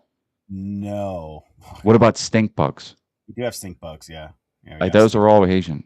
The lantern flies, I hate, I hate, I hate. Like I cannot stand these things because they're like this big and they're harmless to like people, but like they'll just fly and land on you. And I'll just tell you a quick story. We're leaving, but they're all like they spread more and more every year. They came over from China on like the eggs were on like these granite shipments or something. I've been told, and like they started to hatch, and there's not any real predators that eat them. And like I think slowly nature's starting because I seen my chickens pick a few of them off, and it's not a super infestation, but once you see them, they like these specific trees. It's called the tree of heaven. It's like a infestation from China. Yeah, yeah, yeah. The tree of heaven is like it's sort of like a weed plant in a way, the way that they grow. Like once you get them, a whole like bunch of them start growing. They get real biggest tall, like they're a pain in the ass. But they like those trees. So if really you hard. have those trees, you're gonna have those bugs. But I was on the route. I was doing this side job, and we were doing AC units. I'm an electrician, so we're doing these AC units on the roof, and there's probably 100 something AC units. It's a massive place, but there was a massive infestation. And as soon as it would get warm, they would start coming up over to fucking where the shingles were at. And they would just do, I'm telling you, it gives me the tick now because they'll land on you and you don't feel it. And they climb up. And then all you can feel is them hit your neck. And so like, you know, like you'll feel the little legs. You're like, ah. And it's like every 2 or 3 minutes you're doing it again, and it's like it'll drive you fucking crazy. I mean, I hate them things, dude. I hate them. They're terrible. They're no good for anything. Like that's the problem. Is like it's an infestation, and there's not much. I've shot one with a shotgun before because that's how mad it made Have you? You have bats out there? What? Bats out there? Say it again. Bats. Bats. Yeah. Do you have bats in Yeah. Pennsylvania? We don't like. I want to put a bat house in because I want to attract them to try to get rid of some of these bugs. There is a lot of bats, but it's like they're in these isolated areas where like they'll be here but not here, if that makes sense. There's They not like they're stick to not their like all zone. over. Yeah, they Yeah. stick to their wherever they congregate. That's where they stay. Where we But I want to did. do that too. The only reason we haven't done it is because they like essentially they like to have like a pole with the house on it. You don't want to put it like on a tree or like under a rooftop because they like to have that clear open up view of everything. And so we want to put up some bat houses, but we're going to go plant some poles, put some bat houses out there, mostly to take care of a lot of these bug infestations. I'm going to put some out like right in the middle of the orchard, I think.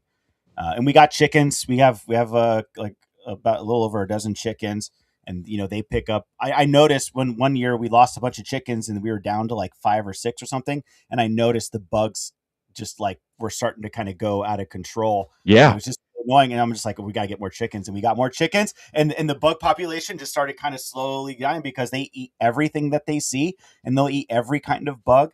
I mean, They they're eat great. ticks. They eat ticks too, right? Yeah, dude, we had a major tick problem up there on my property when we first bought it. Like when you went up in the summer, if it was warm, you just had to start looking everywhere to pull them off. We Yeah. let the chickens go early. Like they were completely free range. They still are basically, but they were completely free range, and they decimated them things. Decimate them. Like if you go deep off in the woods, you'll still pick up some ticks, but I mean, like they decimated them, Yeah. dude. It was fantastic. I They was so. push the It's line why way I love back. That's chickens. good. Chickens, they're my favorite animal for the farm They're because so they're so beneficial. It's insane. It's like, dogs are usually associated with like man's best friend, but if you get into this arena where like you're trying to actually do things and grow things, chicken is the man's best friend. Like once you can use the chicken shit once you wait, like you make a giant pile and wait a year, great fertilizer. You know what I mean? Like and it's free, I clean and out you that if you coop. f- you- what? When I clean out that coop, it goes right into the compost pile, and then Yeah.